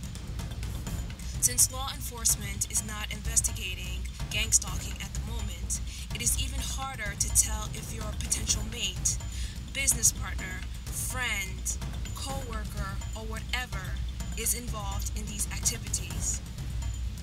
Gang stalkers lead double lives and know how to behave like decent or even nice people. The more you learn about gang stalking, the better able you will be to protect, prevent, and or neutralize a gang stalker's attempts. The article included these statements, quote, "He was stalked and chased by private eyes for periods spanning 6 months, according to internal company documents, and with the flick of a computer switch, Allstate took away his business." The ex-manager also stated that he, the ex-manager, was ordered to fly to an operations center in Texas to pull 100 of the agent's customer applications and find some dirt that could be used to get rid of him. He says a manager began to target him over scrutinizing his work, soliciting customer complaints, and cutting him off from communicating with a major claim center. Virtually all petty disagreements with a customer was transformed by management into a career-threatening violation by the agent, whether he was involved in the incident or not. Unquote. Financial devastation, career sabotage, and office mobbing are other things that are similar between the TI and the insurance agents. The gang stalkers want to get the TI in a place where the TI is needy and dependent. It is really twisted, diabolical, and just plain insane. The gang stalkers try to ruin the TI's life and ruin the TI's financial situation. Then they surround the TI, and some pretend they want to help the TI, while others try to take advantage of the TI situation, while some are just plain cruel. However, they all desire to use the TI in some way. It's forcing the TI into a slave-like situation where the masters are the gang stalkers. The campaigns are expensive, but some of the costs are offset by the misuse of public tax money. But that's a different topic. It's important that the audience knows that the campaigns are not isolated between the gang stalking network and the TIs. The public is inadvertently helping to fund campaigns against TIs. This includes the TI turning to public assistance because the gang stalkers sabotage job-seeking or job-keeping efforts, and also public servants who are gang stalkers using public resources to aid the sadistic campaigns.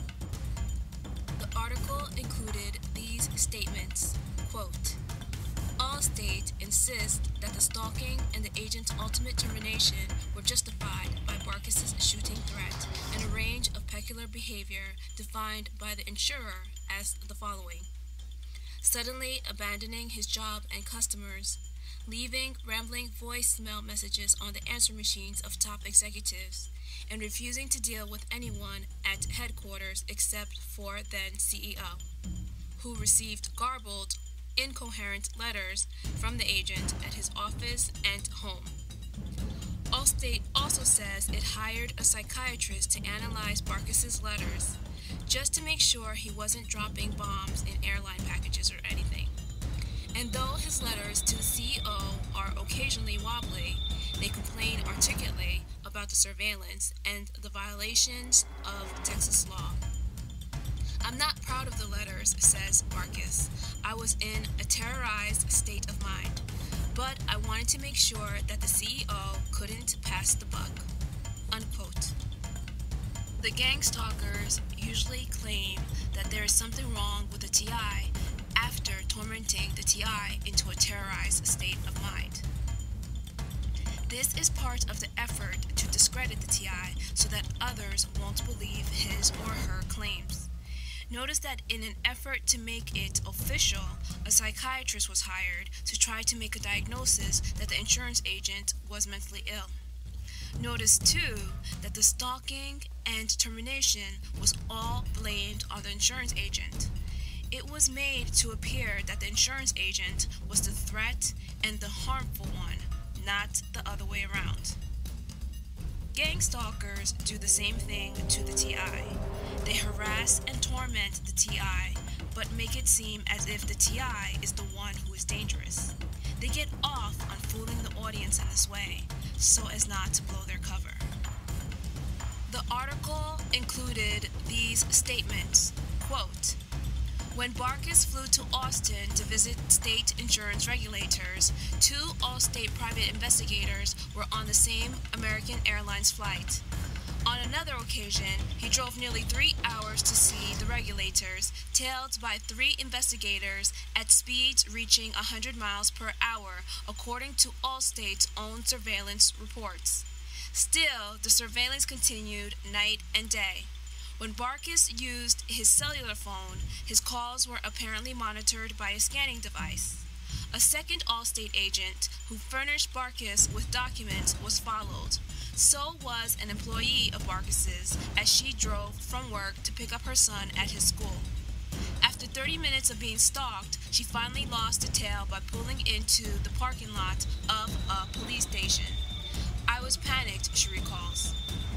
One reason is that Barkis's credit report was pulled on 3 occasions by 2 companies that have since been linked to a group of Dallas private investigators. He entered a parking lot in April to discover that all 4 of his car doors were wide open, yet no valuables had been removed. He experienced 20 straight hang-ups followed by an egg splattered against his front door. Then one day, investigators began visiting and grilling his customers.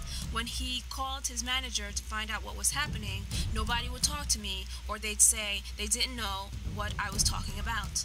One day, a manager tailed the agent in his car all the way to a customer's house. Next, he observed a car going back and forth repeatedly in front of his own home. In one instance, she says a white truck followed her to an automatic bank teller where she parked and climbed out of her car. The truck stopped on the far side of the lot where a man donning a cap and sunglasses climbed out and began talking on a cellular phone. She immediately jumped back into her car and raced to her hotel, the white truck in hot pursuit. I don't know whether they were trying to get into my room or just make me uneasy, she says. Maybe they were hoping I would stay awake at night, unable to sleep. A month later, he noticed a strange-looking car, low to the ground, tinted windows, 2 antennas, passing outside his home. 90 minutes later, he hopped into his pickup truck to run an errand. Suddenly, after 2 blocks, the odd car was following him. He pulled into a shopping center and entered a store to buy aspirin.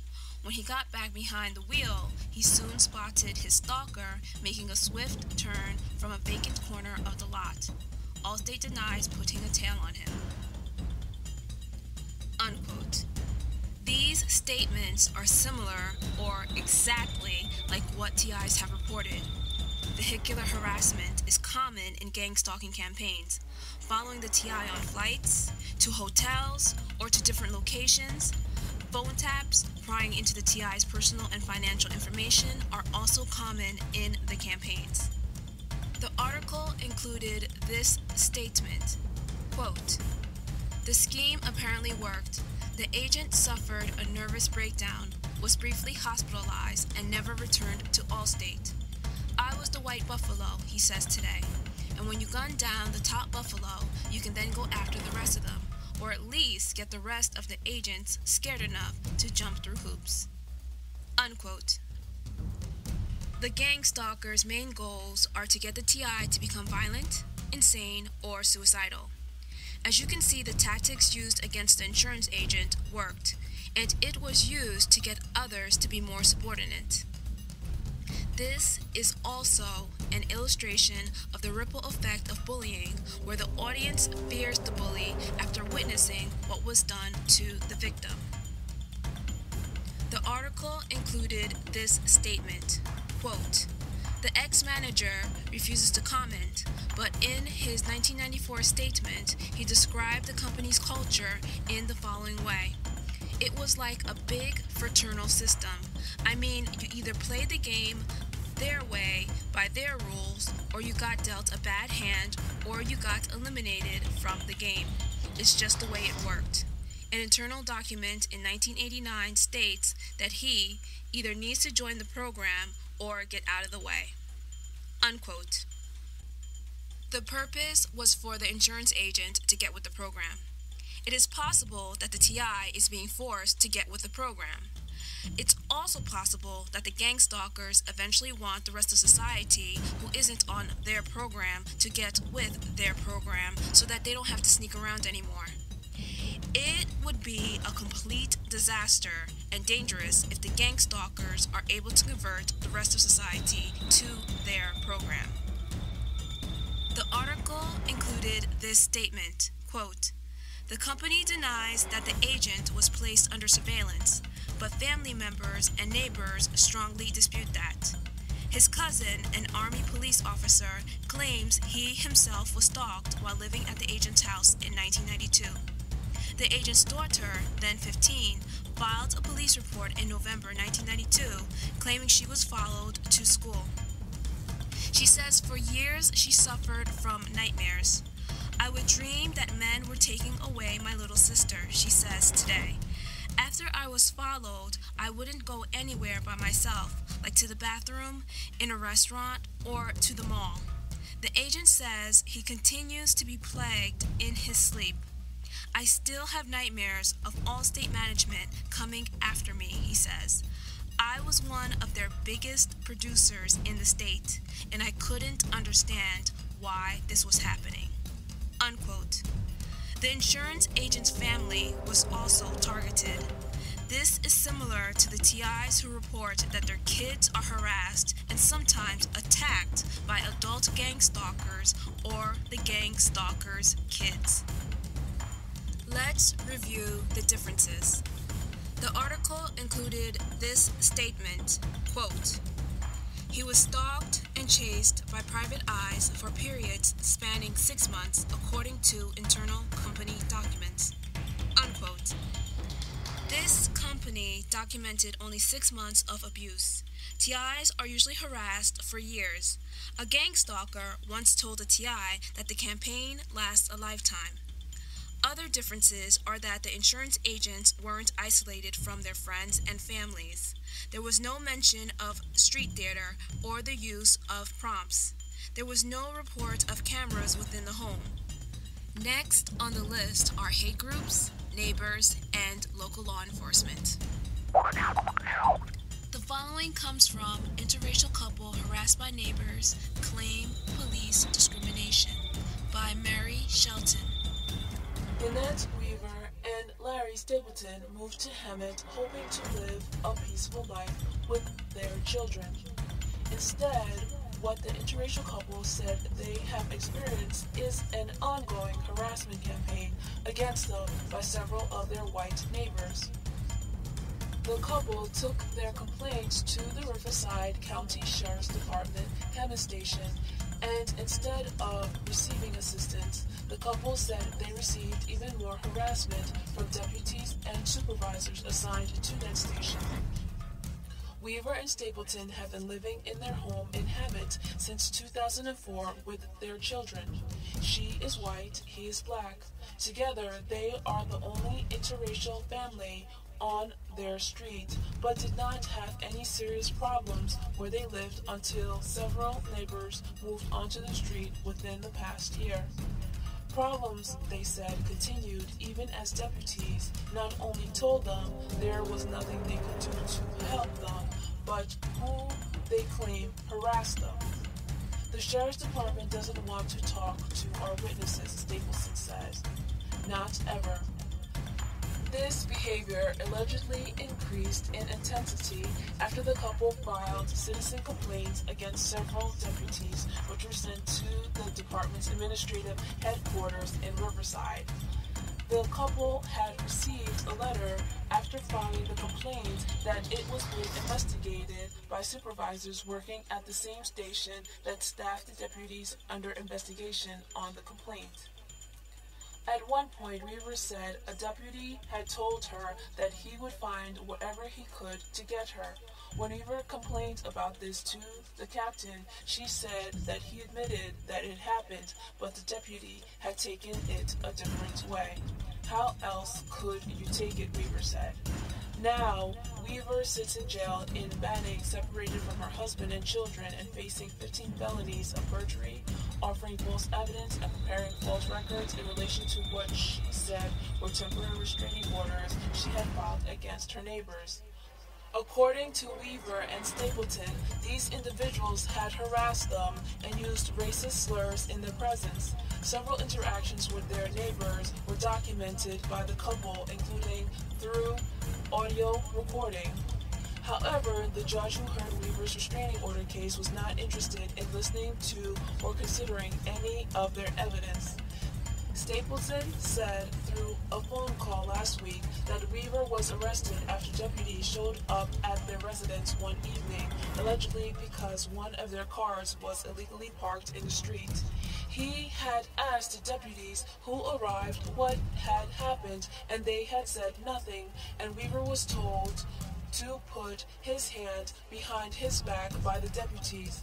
He was taken away by deputies.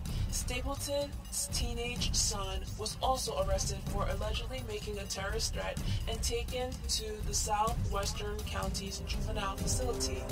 The van was impounded by the sheriff's deputies, Stapleton said, leaving him without a viable way to travel from Hammond to the Southwestern Justice Center, where Weaver was arraigned on August 10th.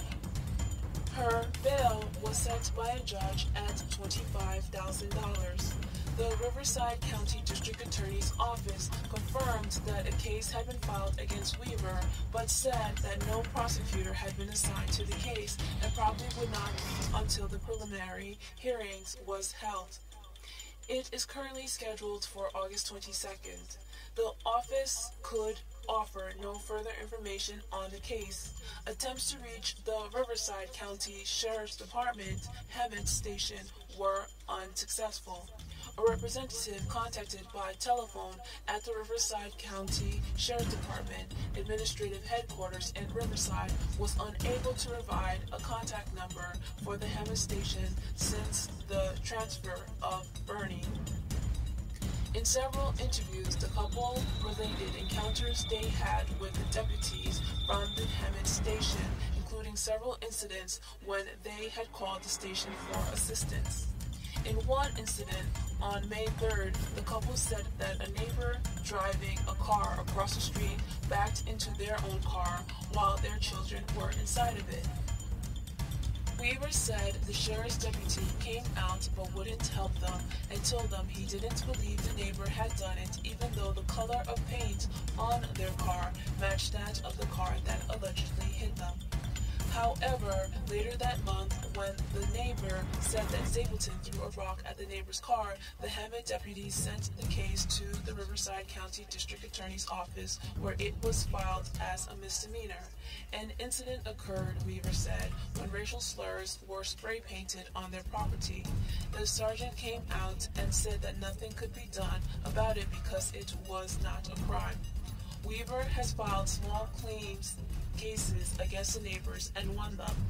One of the cases, she said, was selected to be taped on the Judge Judy show and is due to be aired in several months. Weaver and Stapleton had received an photograph from the celebrity judge after they had filmed the episode. They believe the neighbors continued to harass them because they were upset about losing the case. Still, the harassment continued, said the couple. In response to the harassment, Weaver said that she had filed several temporary restraining orders on the neighbors.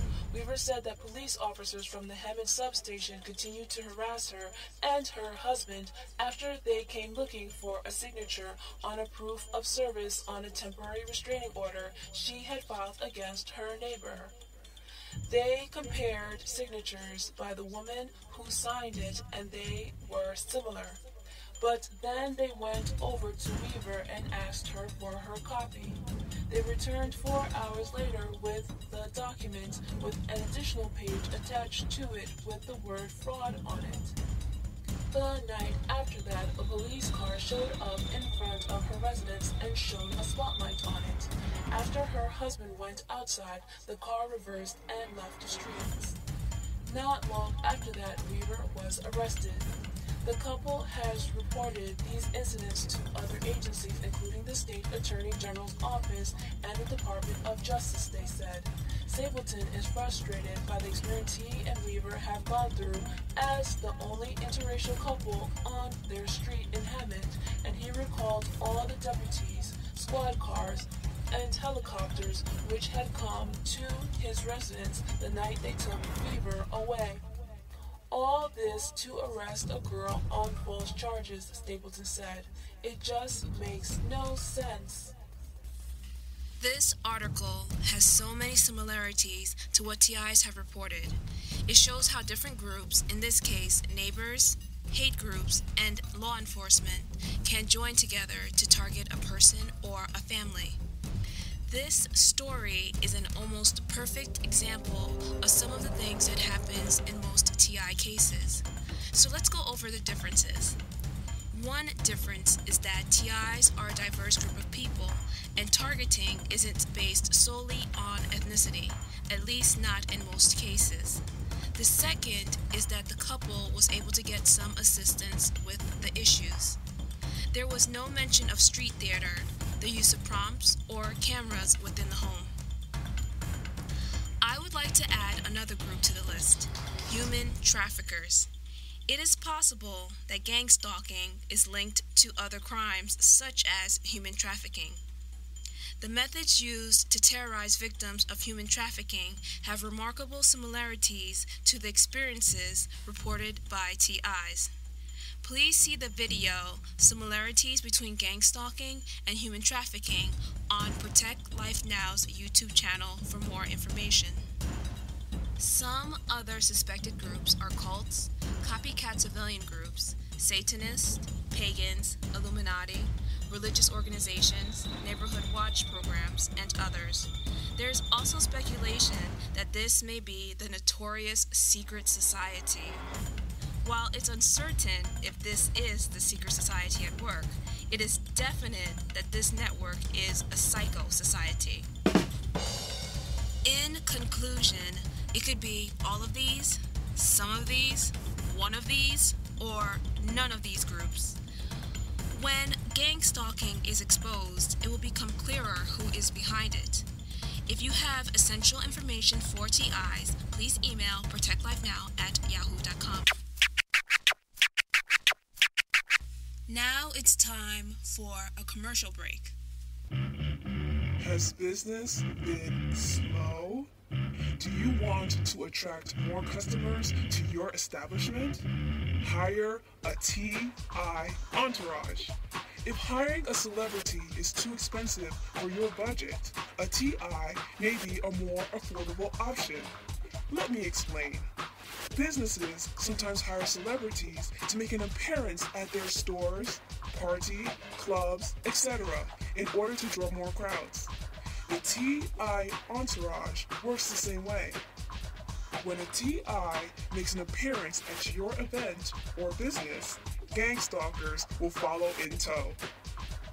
You are guaranteed either more customers making purchases or knowing that your business exists. We will work with you to capitalize on the influx of gang stalkers in order to increase your visibility and repeat visits. The gang stalkers are a diverse group of all incomes, including high-income households. That's right, households. So whether you need kids, teens, college students, professionals, seniors, or even entire families, hire a TI entourage to make an appearance and watch the increase in the amount of traffic in and around your business. Call today and get a free red cap and our booklet on how to keep your parking lot U-turn ready. Call 1-800-4PSYCHOS. That's 1-800-4PSYCHOS. Call now.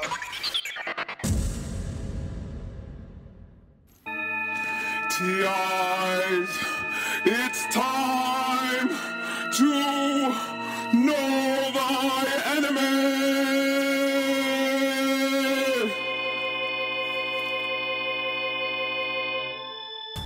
So how do you get a group of people to commit this horrendous crime?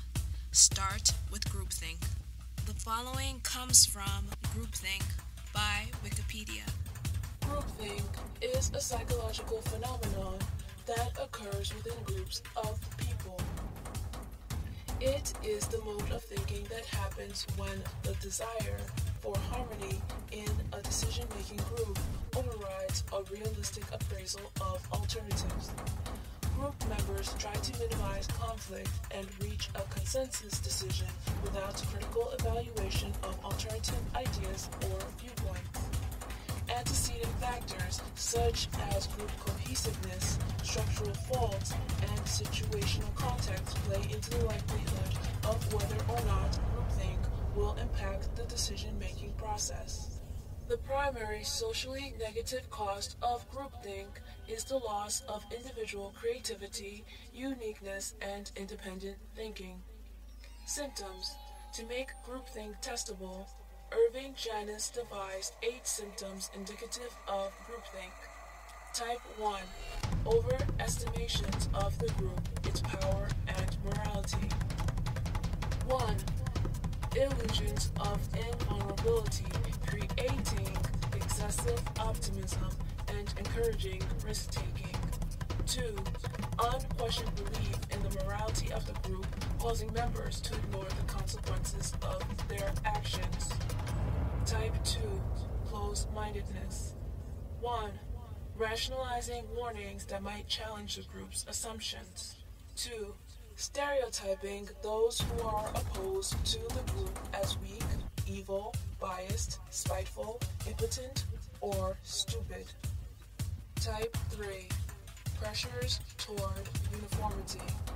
1. Self-censorship of ideas that deviate from the apparent group consensus. 2. Illusions of unanimity among group members. Silence is viewed as agreement. 3. Direct pressure to conform placed on any member who questions the group, couched in terms of disloyalty. 4. Mind guards, self-appointed members who shield the group from dissenting information. TIs have noticed these symptoms in the gang stalking network. Some TIs have tried to talk or rationalize with the gang stalkers, but it was like talking to a wall. The gang stalkers are so entrenched in groupthink, they can't see past their own 2 feet, unless, of course, they get a text message instructing them to do so. Gang stalkers definitely have the illusion of invulnerability, which they try to force on the TI. When this crime gets exposed, some gang stalkers will pretend to be sorry, but let's make it clear right now that most of these people enjoy engaging in this crime and the perceived privilege that they get from it. Make no doubt about it. They wear their gang stalking status as a badge of honor in front of those who are in on the secret. They are aware that the rest of society will probably frown upon their activities, but the covert aspects and getting over on the system pleases them, so don't be surprised if you see crocodile tears from gang stalkers once they are held accountable for their actions. Society has to be very careful with these people and deal with them the same way they would deal with serial killers. These are highly organized serial bullies and serial harassers and will continue to do so as long as they are allowed or think they can get away with it. Unquestioned belief in the morality of the group causes members to ignore the consequences of their actions. It's not clear why these people do this, and there may be many reasons, but they don't believe they will ever get caught. Most criminals don't. That's what gives them the go-ahead. The gang stalkers stereotype the TI. It could range from the common stereotypes to ones that are specifically fabricated by the puppet master. The gang stalkers live in this bubble that is predominantly devoid of reality. They have a keen awareness of what is going on around them, but they are told how to view it. The fantasy world they live in is similar to that of those who grew up in violent inner-city neighborhoods, narrow-minded small towns, exclusive neighborhoods, and abusive homes. This is not to say that all small towns or exclusive neighborhoods are narrow-minded, or that all inner-city neighborhoods are violent, though there is a lot of trauma in the ones that are. Some of these people, regardless of socioeconomic background, don't venture out into the rest of the world and will only seek out things that confirm their dogma. There's nothing wrong with having a set of strongly held principles as long as they are beneficial not only to others but also to yourself. These gang stalkers live in a dog-eat-dog bubble where everything and everyone is controlled by whoever manipulates their way to the top. Okay, so many people may think, well, that's society as a whole.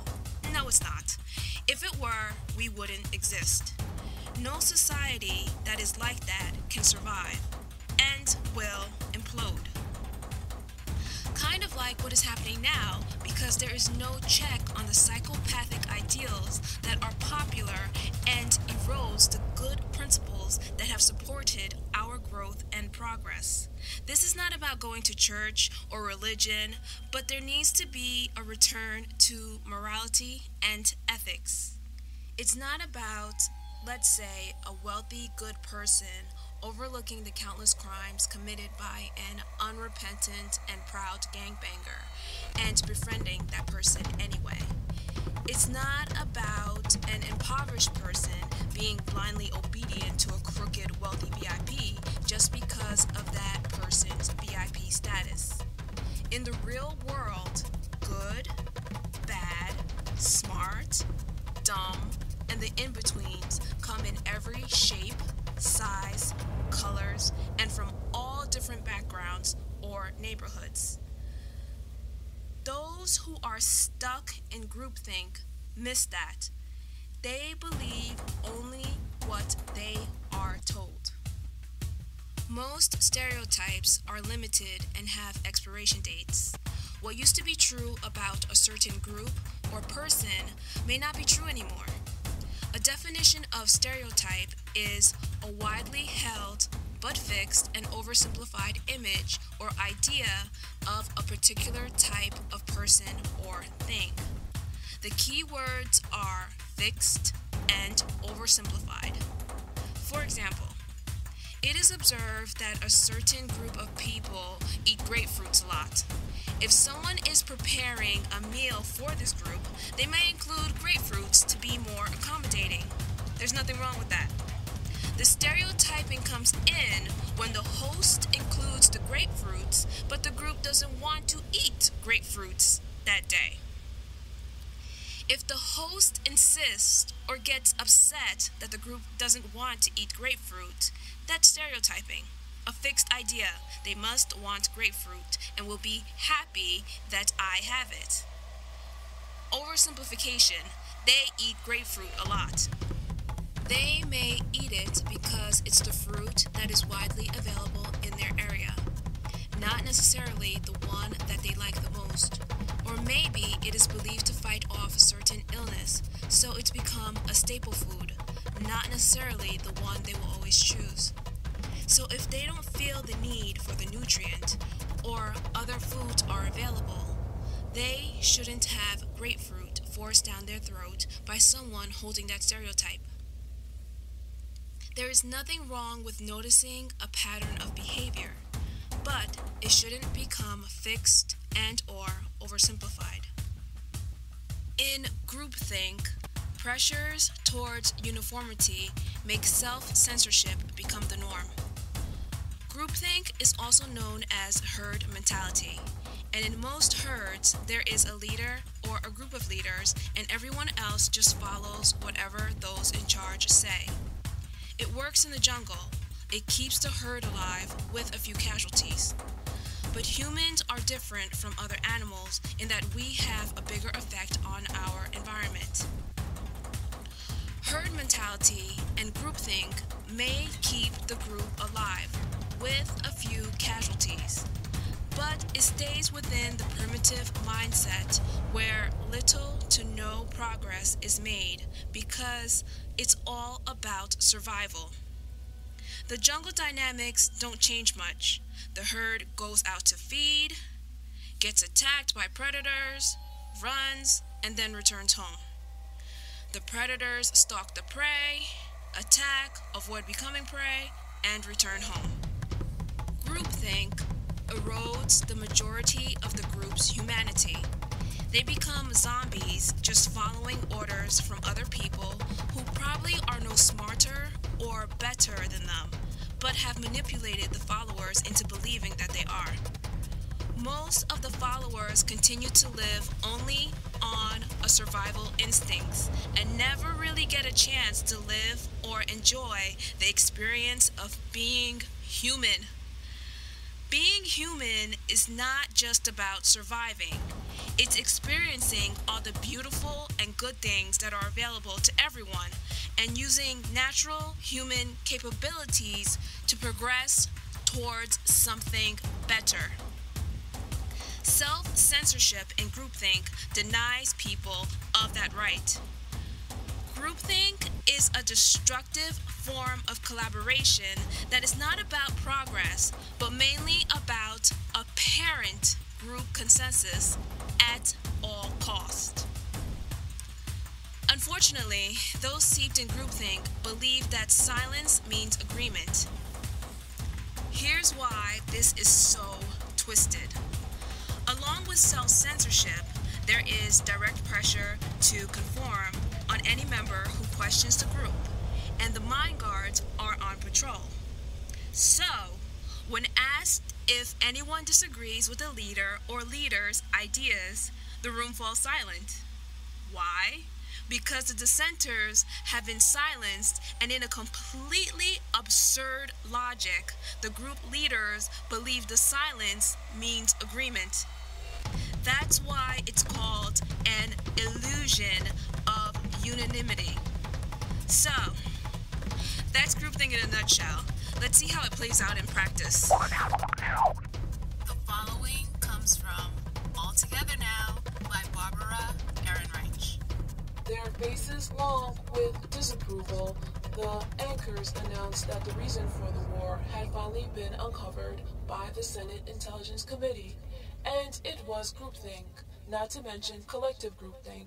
It sounds so kinky and un-American, like something that might go on in a North Korean stadium, but supposedly intelligent, morally upstanding people had been indulging in it right in Langley, Virginia.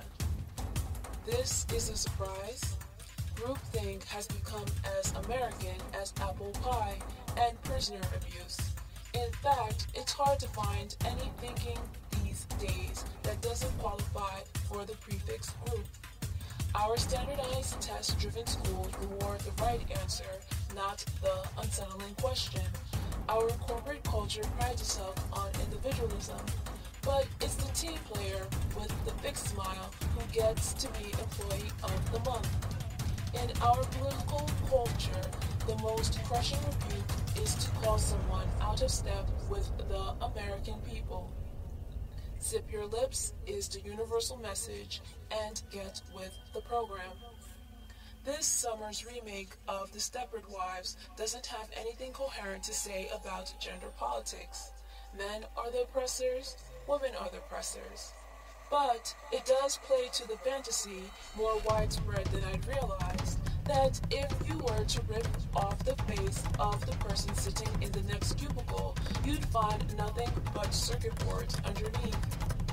I traced the current outbreak of droid-like conformity to the immediate aftermath of 9/11, when groupthink became the official substitute for patriotism, and we began to run out of surfaces for affixing American flags.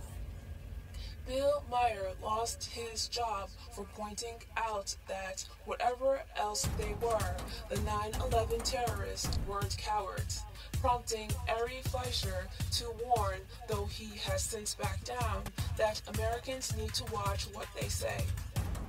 Never mind that Sun Tzu says somewhere in his oeuvre that while it's soothing to underestimate the enemy, it's often fatal too.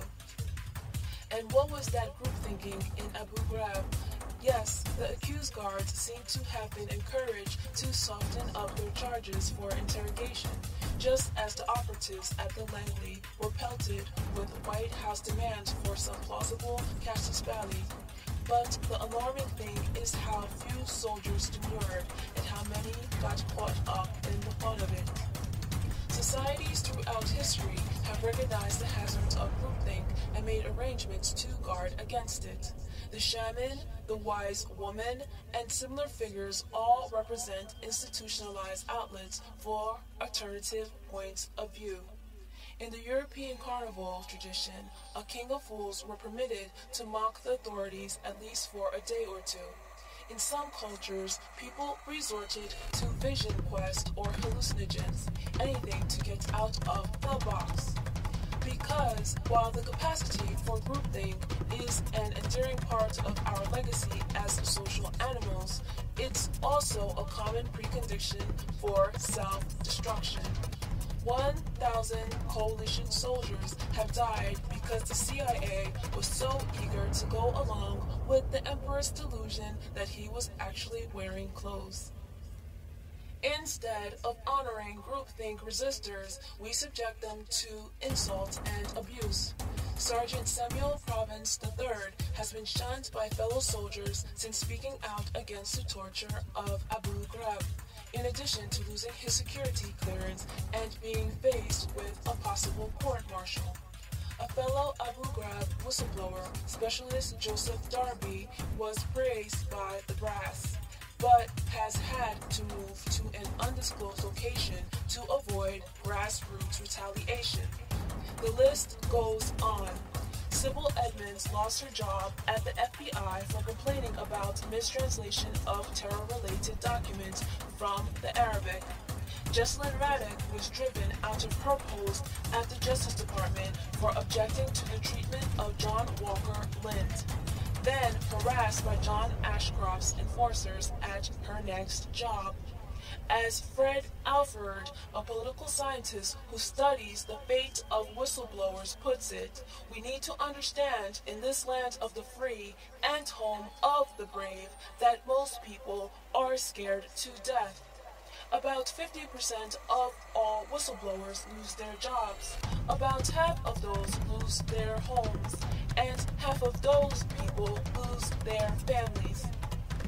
This nation was not founded by habitual groupthinkers, but it stands a fair chance of being destroyed by them. Enough said. The following excerpts is from a book written during the whole communist affair. You will hear mention of communism, but that is not the main topic.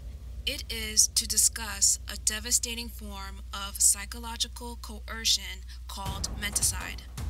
First, let's do an overview of the methods used to obtain forced confessions. This has an eerie resemblance to what TIs go through in general. It is a way to force the TI into identifying with the aggressor, ultimately leading to groupthink with the enemy.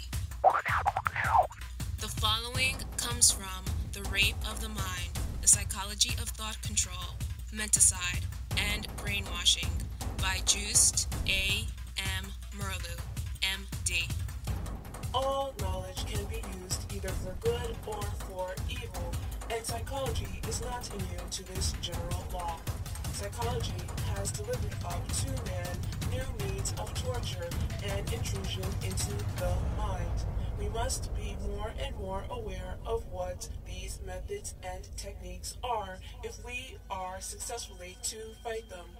They can often be more painful and mentally more paralyzing than the rack. Strong personalities can tolerate physical agony. Often it serves to increase stubborn resistance. No matter what the constitution of the victim, physical torture finally leads to a protective loss of consciousness. But to withstand mental torture leading to creeping mental breakdown demands an even stronger personality. What we call brainwashing is an elaborate ritual of systematic indoctrination, conversion, and self-accusation used to change non-communists into submissive followers of the party.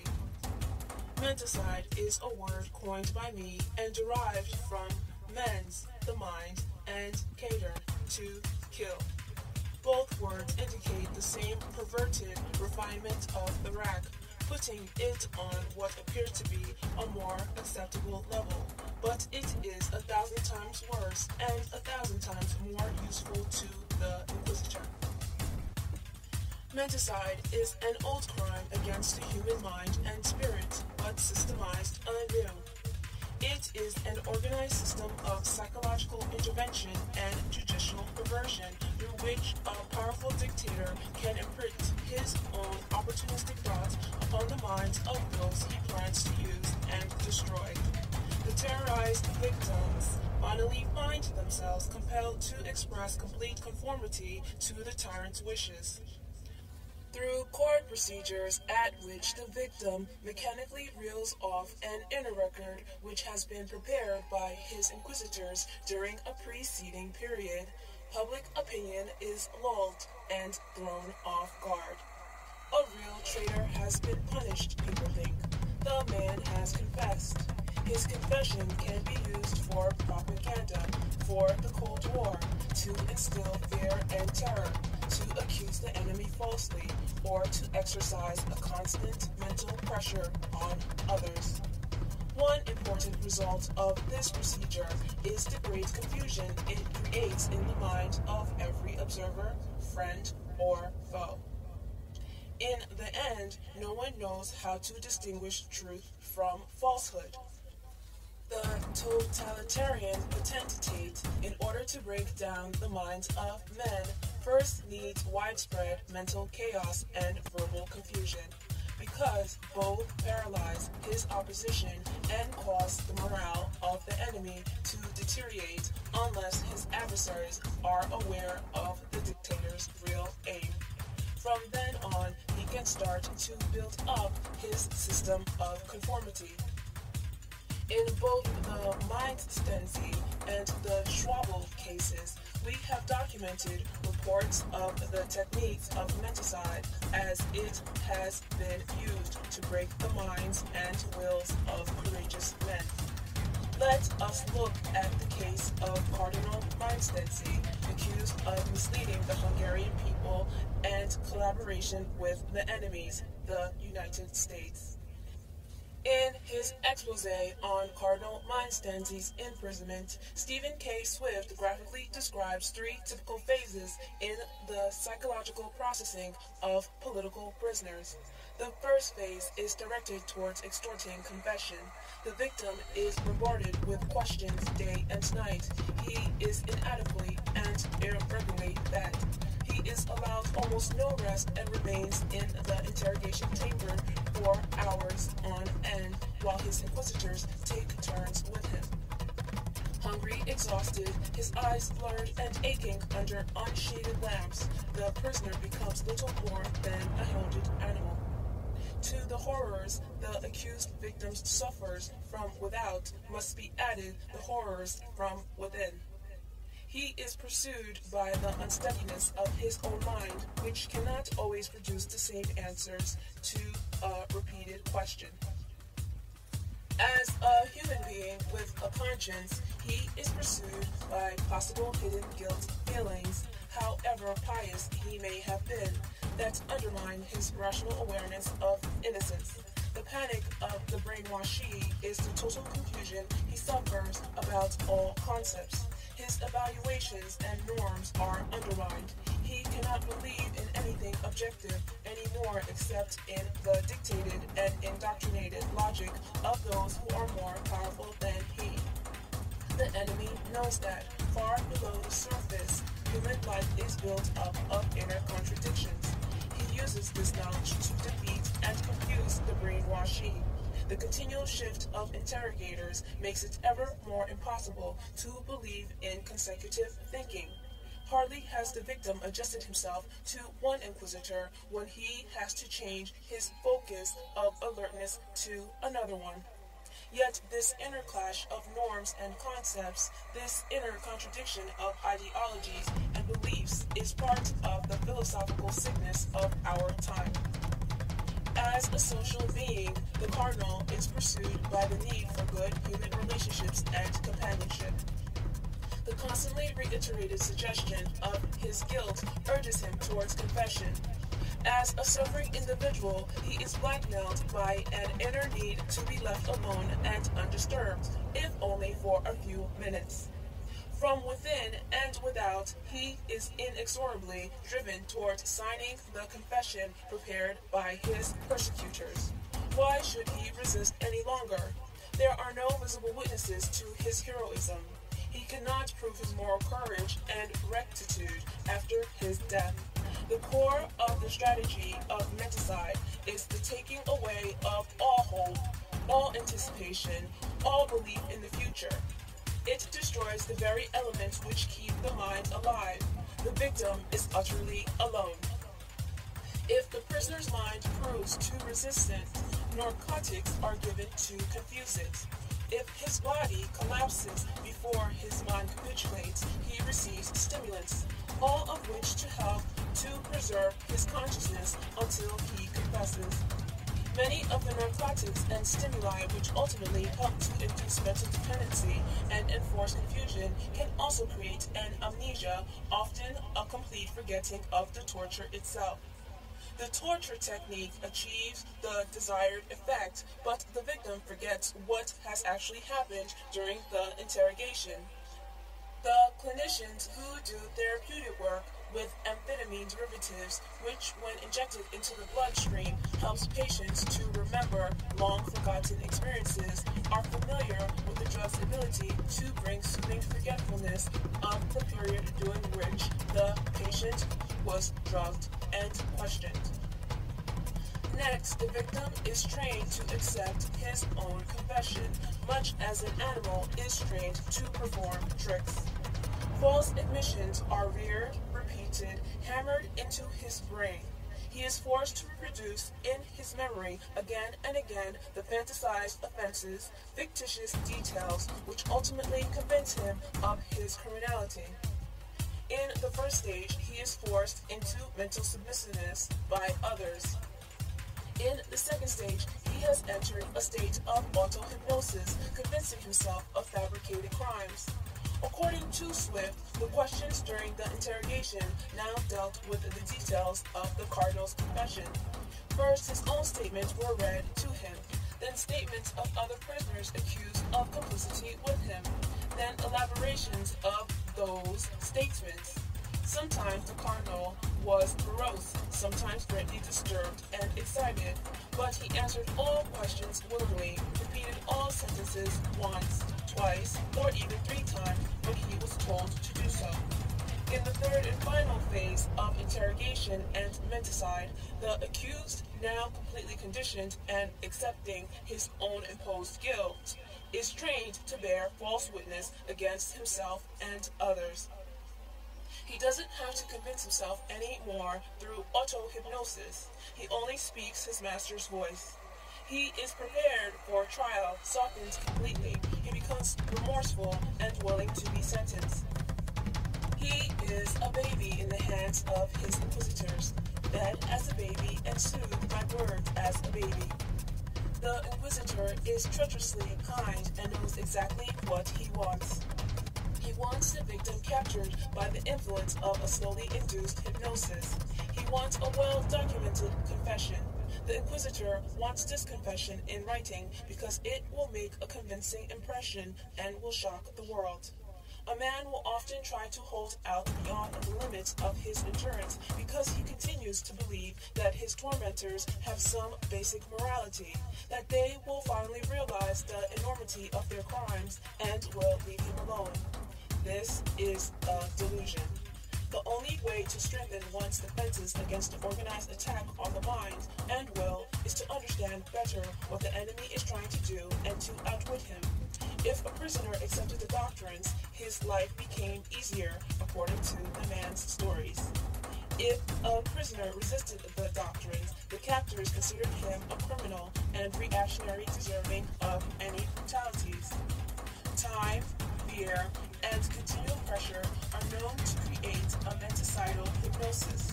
The conscious part of the personality no longer takes part in the automatic confessions. The brainwashee lives in a trance, repeating the record grooved into him by somebody else. Fortunately, this too is known. As soon as the victim returns to normal circumstances, the panicky and hypnotic spell evaporates, and he again awakens into reality. It is now technically possible to bring the human mind into a condition of enslavement and submission. The Schwabel case and the cases of other prisoners of war are tragic examples of this, made even more tragic by our lack of understanding of the limits of heroism. We are just beginning to understand what these limits are and how they are used, both politically and psychologically, by the totalitarians. We have long since come to recognize the breast-beating confession and the public recantation as propaganda tricks. Now we are beginning to see ever more clearly how the totalitarians use menticide deliberately, openly, unashamedly as part of their official policy, as a means of consolidating and maintaining their power, though, of course, they give a different explanation to the whole procedure. It's all confessions of real and treacherous crimes. This brutal totalitarian technique has at least one virtue, however. It is obvious and unmistakable, and we are learning to be on our guard against it. But as we shall see later, there are other simpler forms of mental intervention. They can be just as dangerous as the direct assault, precisely because they are more subtle, and hence more difficult to detect. Often, we are not aware of their action at all. They influence the mind so slowly and indirectly that we may not even realize what they have done to us. The pressures of daily life impel more and more people to seek an easy escape from responsibility and maturity. Indeed, it is difficult to withstand these pressures. To many, the offer of a political panacea is very tempting. To others, the offer of escape through alcohol, drugs, and other artificial pleasures is irresistible. Free men in a free society must learn not only to recognize this steely attack on mental integrity and fight it, but must learn also what there is inside man's mind that makes him vulnerable to this attack. What it is that makes him, in many cases, actually long for a way out of the responsibilities that Republican democracy and majority place on him. There was a sentence that said, "He uses this knowledge to defeat and confuse the brainwashee." The continual shift of interrogators makes it ever more impossible to believe in consecutive thinking. Hardly has the victim adjusted himself to one inquisitor when he has to change his focus of alertness to another one. This is part of the method to the gang stalker's madness. A TI is always under attack by different people. So the TI who has been harassed all day may become tired and irritated, but the gang stalkers keep sending in a fresh supply of perps to continue the harassment. It's really sad. Let's review how gang stalkers can deceive the audience into groupthink in order to force compliance with their agenda. Only blind wishful thinking can permit us to believe that our own society is free from the insidious influences mentioned in Part 1. The fact is that they exist all around us, both on a political and a non-political level, and they become as dangerous to the free way of life as are the oppressive totalitarian governments themselves. Every culture institutionalizes certain forms of behavior that communicate and encourage certain forms of thinking and acting, thus molding the character of its citizens.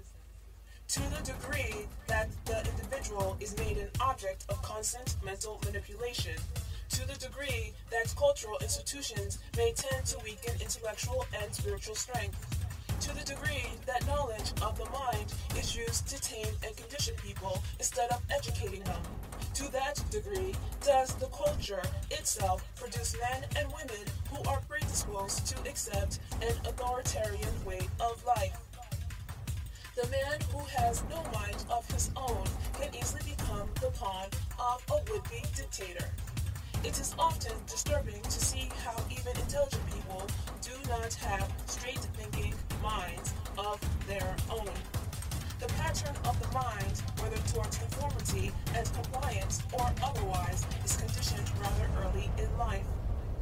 In his important social psychological experiments with students, Ash found out in simple tests that there was a yielding towards an erring majority opinion in more than a third of his test persons, and 75% of subjects experimented upon agreed with the majority in varying degrees. In many persons, the weight of authority is more important than the quality of the authority. If we are to learn to protect our mental integrity on all levels, we must examine not only the aspects of contemporary culture which have to do directly with the struggle for power, but also the developments in our culture which, by dulling the edge of our mental awareness or by taking advantage of our suggestibility, can lead us into the mental death or boredom of totalitarianism. Continual suggestion and slow hypnosis in the wake of mechanical mass communication promotes uniformity of the mind and may lure the public into the happy era of adjustment, integration, and equalization in which individual opinion is completely stereotyped. When I get up in the morning, I turn on my radio and hear the news and the weather forecast. Then comes the pontifical voice telling me to take aspirin for my headache.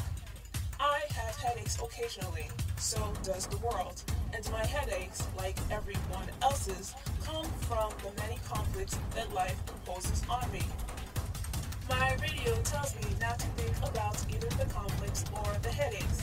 It suggests instead that I should retreat into that old magic action of swallowing a pill. Although I laugh as I listen to this long-distance prescription by a broadcaster who does not know anything about me or my headaches, and though I meditate for a moment on mad servility to the magic of chemistry, my hand has already begun to reach out for the aspirin bottle. After all, I do have a headache. It is extremely difficult to escape the mechanically repeated suggestions of everyday life.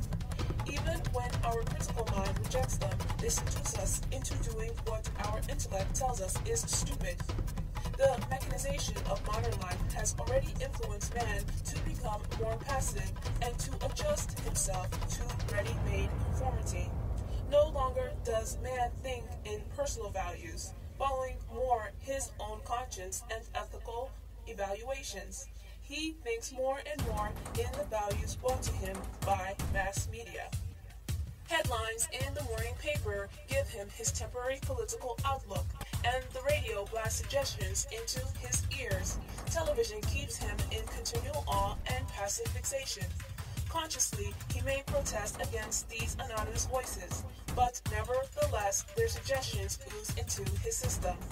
What is perhaps most shocking about these influences is that many of them have developed not out of man's destructiveness, but out of his hope to improve his world and to make life richer and deeper.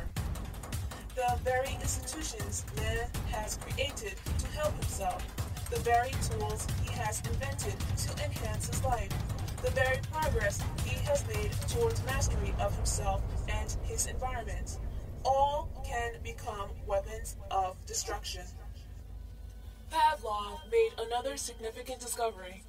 The conditioned reflex could be developed most easily in a quiet laboratory with a minimum of disturbing stimuli. Every trainer of animals knows this from his own experience. Isolation and the patient repetition of stimuli are required to tame wild animals. Pavlov formulated his findings into a general rule in which the speed of learning is positively correlated with quiet and isolation. The totalitarians have followed this rule. They know that they can condition their political victims most quickly if they are kept in isolation. In the totalitarian technique of thought control, the same isolation applied to the individual is also applied to groups of people. In the Pavlovian strategy, terrorizing force can finally be replaced by a new organization of the means of communication. Ready-made opinions can be distributed day by day through press, radio, and so on, again and again, till they reach the nerve cell and implant a fixed pattern of thought in the brain. Consequently, guided public opinion is the result, according to Pavlovian theoreticians, of good propaganda technique, and the polls a verification of the temporary successful action of the Pavlovian mechanicians on the mind. Yet the polls may only count what people pretend to think and believe, because it is dangerous for them to do otherwise. Such is the Pavlovian device. Repeat mechanically your assumptions and suggestions. Diminish the opportunity of communicating dissent and opposition. This is the simple formula for political conditioning of the masses. This is also the actual ideal of some of our public relation machines, who thus hope to manipulate the public into buying a special soul or voting for a special party. The Pavlovian strategy in public relations has people conditioned more and more to ask themselves, what do other people think? As a result, a delusion is created. People are incited to think what other people think, and thus public opinion may mushroom out into a mass prejudice. Expressed in psychoanalytical terms, through daily propagandistic noise backed up by forceful verbal cues, people can more and more be forced to identify with the powerful noisemaker. Big Brother's voice resounds in all the little brothers. Groupthink is rampant among gang stalkers, who then try to infect the audience and TIs with the group's delusions about who the TI is. The gang stalkers try to get the audience to engage in the campaign against the TI. It is imperative that the audience knows that the gang stalkers' agenda is to destroy an innocent person. The audience shouldn't support or tolerate the perp's activities. It is important that the TIs realize that the perps are trying to force their own delusions on the TI by trying to change the TI's self-perception to match their own filthy fantasy. It's time for the audience and TIs to give gang stalkers a reality check. So you're forced into a system of unwanted pursuit? Here's some survival tips. Everyone being on the same page and having the same ideas isn't always a bad thing. This is necessary in big projects. Groupthink is a detrimental form of collaboration that usually forces agreement and neglects some members' input in favor of outcomes that only one or a minority of the group prefers. Groupthink shows itself at work through cliques. Here are some tips for managers on office cliques. The following comes from How to Deal with Cliques at Work by Tia Benjamin. When thinking of cliques, high school comes to mind, but cliques don't get left behind at graduation. They must be navigated in the workplace as well. Cliques can prove extremely destructive to the working environment. In the book, The Sociocultural Foundation of Human Movement, David Kirk and his fellow authors state that cliques customarily work against team goals.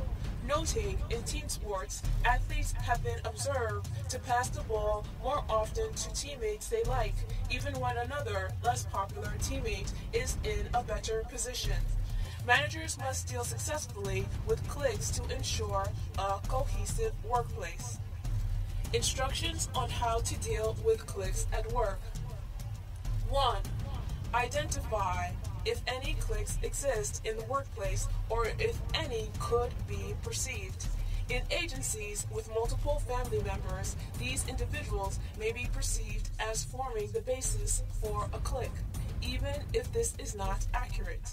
The same is true when other personal ties exist between co-workers and for groups who lunch together and attend functions such as happy hour outside of work. 2. Review your own behaviors. Consider if you are seen as being part of an existing clique or if you actively participate in clique activities or socializing. For managers who have been promoted from within the company, assess if you've done enough to separate yourself from cliques you previously belonged to. 3. Treat everyone fairly. Avoid favoritism and inconsistency and promote people based on competency. Don't allow some individuals to get away with behaviors, tardiness or insubordination, for example, while others are disciplined for the same behavior. 4. Do not recognize the clique as a unit or allow anyone to speak on behalf of the group. Treat each employee as an individual with his own opinion and perspective on the issue at hand. If you assign group tasks or work in teams, avoid allowing the clique to be a work group. Instead, divide the members across multiple groups. 5. Stay focused on the work task and ensure your employees do the same. Prevent opportunities for cliquish behavior to foster by keeping the workplace busy and avoiding excessive downtime. Tips and warnings. Lead by example. Model professional behavior and don't participate in clique activities. Workers can feel left out if some occasions, birthdays and baby showers for example, are celebrated for certain employees and not others.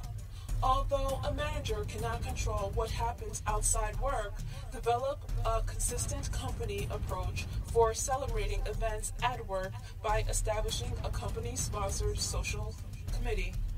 It is important for managers or supervisors to avoid being part of a clique or being under the influence of cliques. Gang stalkers usually form cliques and encourage groupthink. This makes it hard for a non-gang stalker member of the clique to back out if the gang stalkers suggest office mobbing activities against a TI. If a non-gang stalker manager, supervisor, or boss is part of the clique, she or he may have difficulty refraining from the office mob without having issues with the clique and risk becoming a target for not supporting the mob. These cliques are usually not just for fun or hanging out. There are obligations for the group members, which include having each other's back, and this means even if a member does something that is wrong. Here's more information on office cliques. The following comes from Tribal Warfare, Dealing with Cliques in the Workplace by Admin. The opportunity. Delivering a high-quality, unique product or service to the marketplace sometimes takes a lot of people. Whether you work for a small company or a large one, most of us work with a lot of different kinds of people on a daily basis. Co-workers, customers, suppliers, government regulators, and many others. In almost every human situation, likes and dislikes, alliances and exclusions start manifesting themselves. You may find yourself dealing with unseen barriers between groups that are reluctant to help one another, don't share information, and sometimes even actively hinder another person or group's success. Cliques can be based on tenure, profession, social or economic class, race or ethnicity, gender, or any other factor that differentiates people from one another. I've seen workplaces with a clique of smokers versus non-smokers, cliques of coffee drinkers versus non-coffee drinkers, and Friends Watchers, a popular TV show, versus non-Friends Watchers.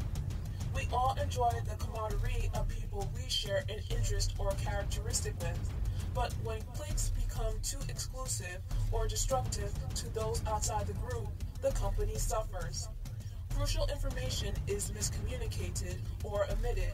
Deadlines are missed, equipment is hoarded, and employees will sit idle rather than help someone from outside the group.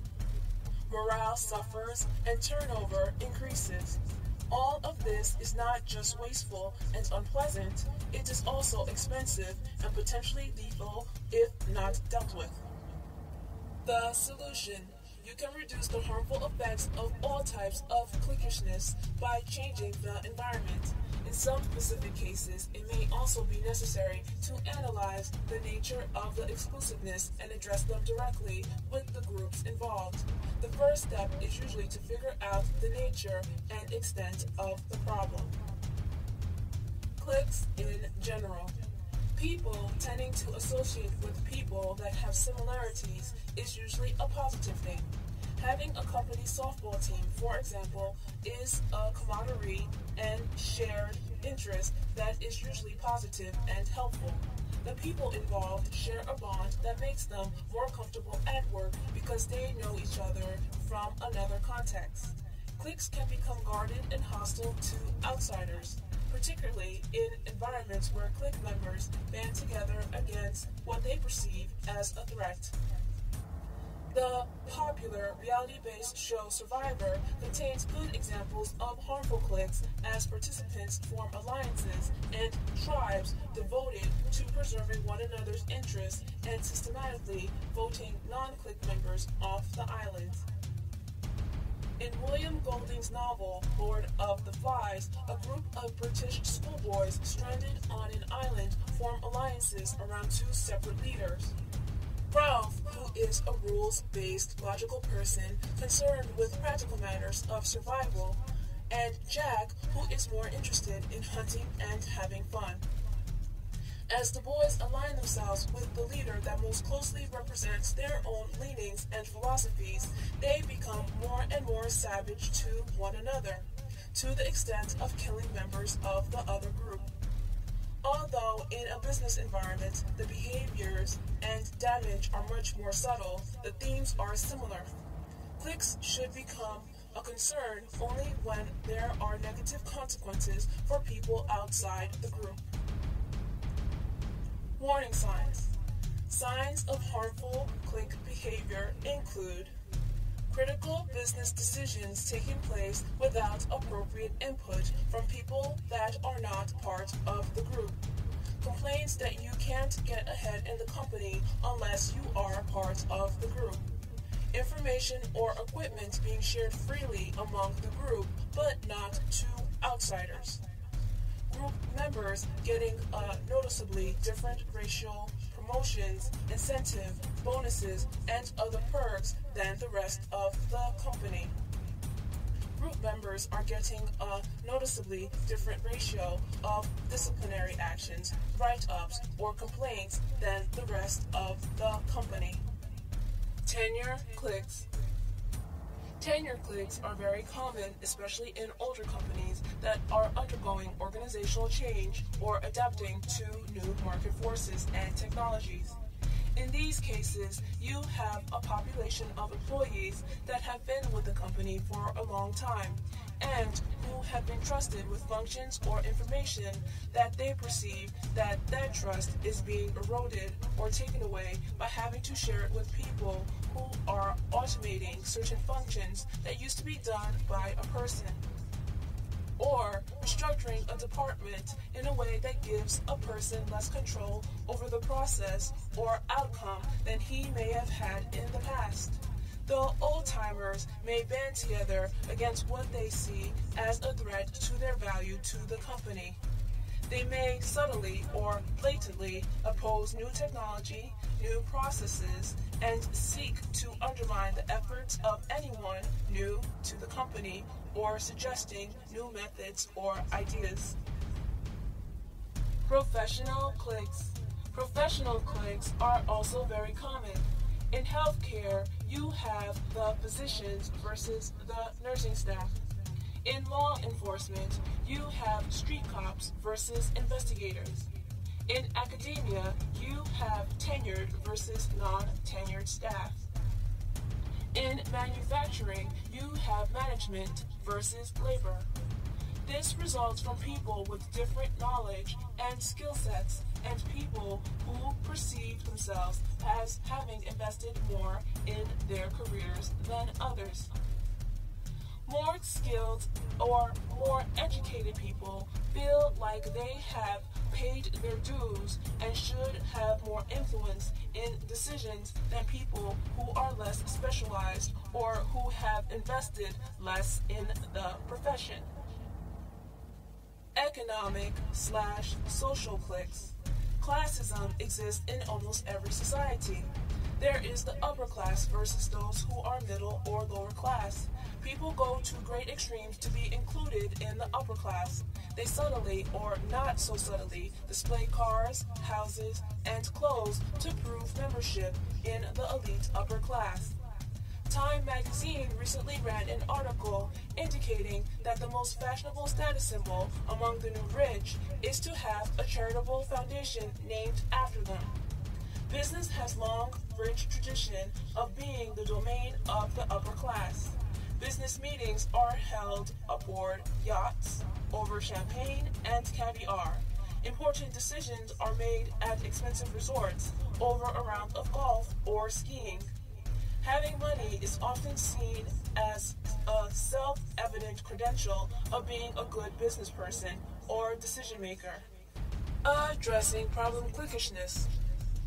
Now that you've determined that a clique problem exists, and now that you know something about the nature and extent of the problem, what can you do to contain the problem and prevent negative consequences? Find causes of anxiety and address them. People act defensively and form defensive alliances when they feel threatened. Groups that are facing uncertainty are especially prone to negative clique behavior.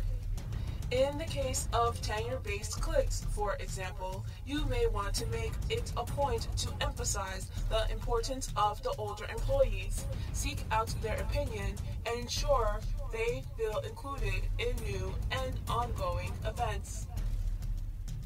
Recognize the need for a variety of people and skills as vital to everyone's success. When you have a specific problem to solve, appoint a task force of people from inside and outside the clique.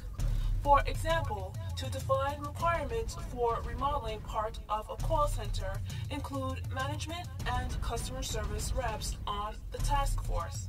The reps will have suggestions for the productivity and enjoyment of the largest part of your population. The management folks will have the information on business objectives and cost. By collaborating, they will come up with a better design than management could working in a vacuum. Be aware that this will take longer than the management team would alone, but the results will be worth it in the quality of the design and benefits to morale. Publicly and specifically recognize the value of all employees. Use existing institutions. like an Employee of the Month program or nominations for bonuses to recognize people who may be outside the group, and use specific examples of how their actions have helped add to the bottom line. For example, nominating a member of the clerical staff and emphasizing how that person's efficiency and cooperation ensure that physicians have accurate and complete information will show how that person is of value to people in the clique. This draws the attention of the physicians to how much influence a person outside their group can have on their success if everyone works together. Clarify roles in ways that emphasize synergy and cooperation. Having groups participate in drafting service level agreements and other items will open a discussion of what people need from one another and generally brings a better understanding of one another's roles. People in clerical jobs often complain that management doesn't have any idea how complicated and difficult it is to produce certain reports. By discussing this in terms of a service level agreement, this gives the clerical staff an opening to define what they need in order to do the job properly and on time. They may need information sooner from the sources they collected from, or may need some training on the software they use. Consider the performance review process. Are people's performance reviews based solely on the opinions of people within their own group? Does their performance affect other groups? Some companies have what they call 360-degree reviews, meaning that an employee is evaluated from all the way around his sphere of influence. Ratings are collected from their team members, business partners, and sometimes even customers. By expanding the view of an employee's performance, they realize that they have more than just one group of people to please in order to be considered successful. Ensure disciplinary actions are equitable. Discriminating in the way that rules and policies are enforced often leads to ill will between groups. If you allow the computer programmers to get away with violating the company dress code, but crack down on the mailroom staff, there will probably be grumbling in the least, and it wouldn't be a surprise if the programmers are finding their mail misrouted. If there are reasons for the difference, for example, if groups that have more customer contact have a different dress code than backroom personnel, be sure to explain the reason clearly. Better yet, involve the employees in defining the dress code, making sure that they understand the business objectives. Conclusion. Depending on how entrenched the clique culture is and how much influence you have on the environment and individuals involved, you may have a long, protracted battle on your hands to make your workplace as open, productive, and objective as you'd like. It's been our experience, though, that anyone in the company who uses any one of these suggestions will improve the situation at least a little bit and at least temporarily. Changing the situation permanently will take persistence and a more concerted effort. That was a good overview of the types of cliques that may develop and why. It is harmful for the company to have an intense internal competition or rivalry. The groups or cliques that get together usually get distracted from the actual work and instead plan ways to outdo their rivals. When the focus becomes winning instead of delivering superior products, services, information, projects, or work, then cheating, shortcuts, and sabotage are more likely to occur. The benefits of winning are then mainly for the small group that wins, not the entire workplace. In the end, the whole company loses in more ways than one. A diversity of meaningful opinions and ideas is usually good for companies, so a wise company would avoid groupthink and seek to foster healthy collaborations. Luckily, bad office cliques can be dissolved, and the tips should help in finding ways that suit a specific work environment. Try it and send your feedback to ProtectLifeNow@yahoo.com. Ladies and gentlemen, please find your seats and turn off or mute your cell phones, pagers, and beepers. The show is about to begin. This street theater comes from Syracuse, New York. So I was out shopping and visited the small store. I asked where to find a certain item, but the owner decided to give me personalized service after checking a text message on his phone. He was probably in his mid-50s and seemed okay.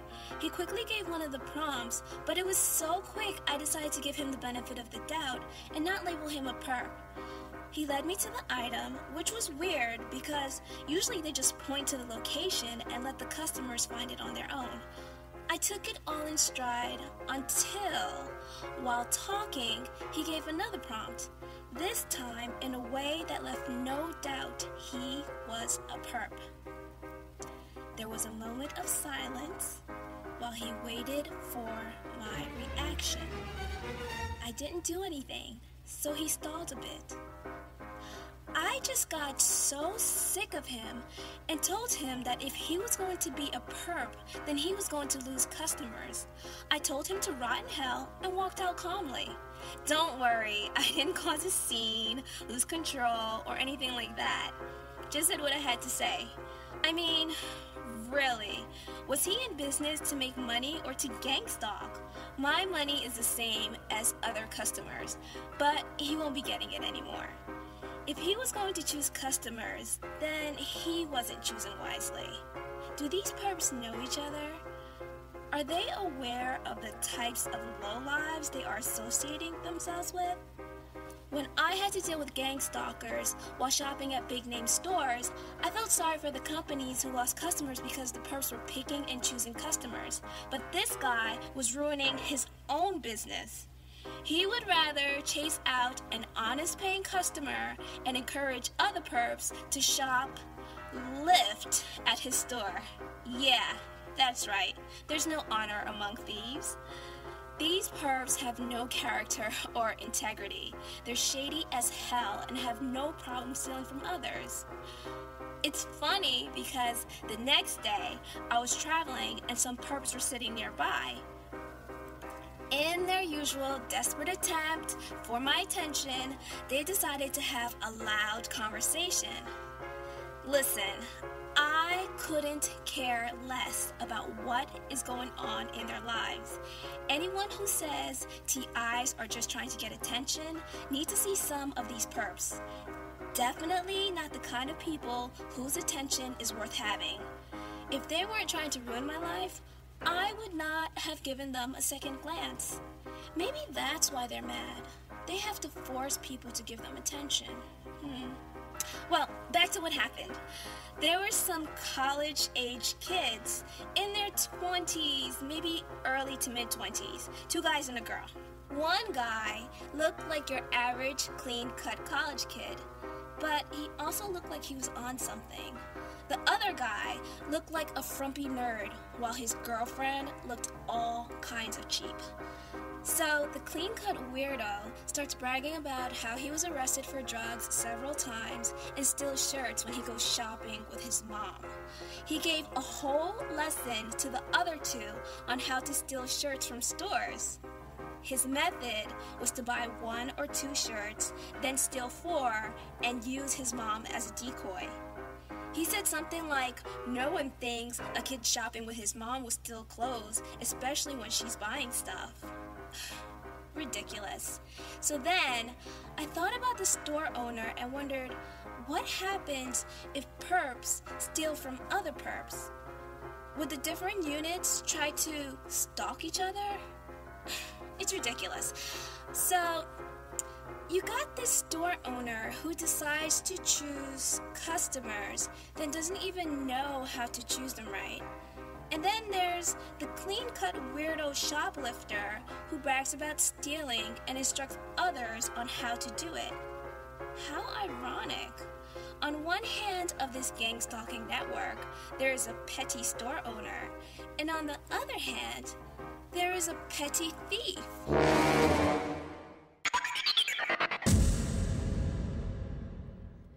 Now it's time for TI News. I'm always looking for news stories about stalking, especially gang stalking. So if you find a news story that appeared in an official news source, please email it to ProtectLifeNow@yahoo.com. So here's the news for today. The following comes from Man Jailed After Harassing Elderly Neighbors by Whistling Addams Family Theme Each Time He Saw Them by Daily Mail Reporter. A nuisance neighbor who taunted an elderly couple by whistling the theme from the Addams Family whenever he saw them has been jailed. The defendant harassed the pensioners for more than 4 years, making them feel like prisoners in their home. His victims, Michael and Kathleen Sharp, said the defendant had nearly succeeded in destroying their lives. The defendant, 51, had been handed an anti-social behavior order last December for harassing the couple. But a court heard his nuisance behavior, which had already lasted 4 years, continued on the day the order was imposed. The court was shown CCTV footage from the cameras on the Sharps' property, which picked up the defendant's repeated whistling when they arrived or left the house. The prosecutor said each incident taken in isolation would probably seem silly or almost pathetic. But, he added, if something happens on an ongoing basis and goes on and on and on, eventually it reaches the stage of being absolutely intolerable. Mr. Sharp from Wingerworth in Derbyshire told the court the defendant's behavior had made his wife ill and she had started losing her hair. It's been devastating and it's done what he wanted to do, to try to destroy our lives, the 68-year-old said. He very nearly succeeded. His wife told magistrates that they could not leave the house without the defendant being there. The 66-year-old added, "He frightens me. I've not been able to live a normal life. I was a prisoner in my own home." The defendant denied breaching the ASBO and 2 other counts of harassment, including watching the couple and their family and whistling the theme from the 1960s horror comedy. But he was found guilty by magistrates and sentenced to 20 weeks in prison. The defendant's attorney told Chesterfield Magistrates Court her client disputed he was the perpetrator of all the whistling and said his whistles were directed at his dog, not the Sharp family. The defendant told the court, "I couldn't care less what they do. It's of no interest to me at all." But the chairman of the magistrate's bench said the defendant's version of events was not credible. Passing sentence, he said, "You pursued a course of conduct that caused great distress to the Sharp family and have shown no recognition of the impact on that family." Speaking after the defendant was sentenced, Ms. Sharp said, "I'm so relieved. It's been an absolute nightmare. It's affected our health and all the family." This event is so close to what TI's experience with some neighbors. Whistling is one of the prompts used in some campaigns. The article mentioned that each incident taken in isolation would probably seem silly or almost pathetic. A TI reporting the incident of whistling would be told to ignore it, especially if it's coming from random people, and that's what the perps want. Ironically, this silliness and pathetic nature of the prompt is what causes TIs to not take the whole thing seriously until it's too late. Unfortunately, it's also what's stopping the audience from taking the TI's claims seriously. Hopefully, it won't be too late before the real danger becomes obvious. The article goes on to say, if something happens on an ongoing basis and goes on and on and on, eventually it reaches the stage of being absolutely intolerable. The Sharps started started to experience health problems and were afraid to leave their home. Same with TIs. The gang stalkers know fully well that their silly and pathetic antics, repeated over and over again, can cause physical and psychological issues for the TI. Now take what happened to the Sharp family and magnify it to 24/7 harassment, not just only when they leave the house, but even when they are in their homes. In addition, instead of it being just one neighbor, make it many neighbors. In fact, add strangers doing the same thing wherever they go. Yeah, that's the horror called gang stalking. Miss Sharp said, "I've not been able to live a normal life. I was a prisoner in my own home." TIs face discrimination by members of this network who are littered all over the place. TIs' human rights and rights to privacy are being violated. Overall, their lives have been invaded and stolen from them. Every day and every night, TIs are fighting for their minds, health, and lives. If the TI has children, they also have to fight for their kids' minds, health, and lives.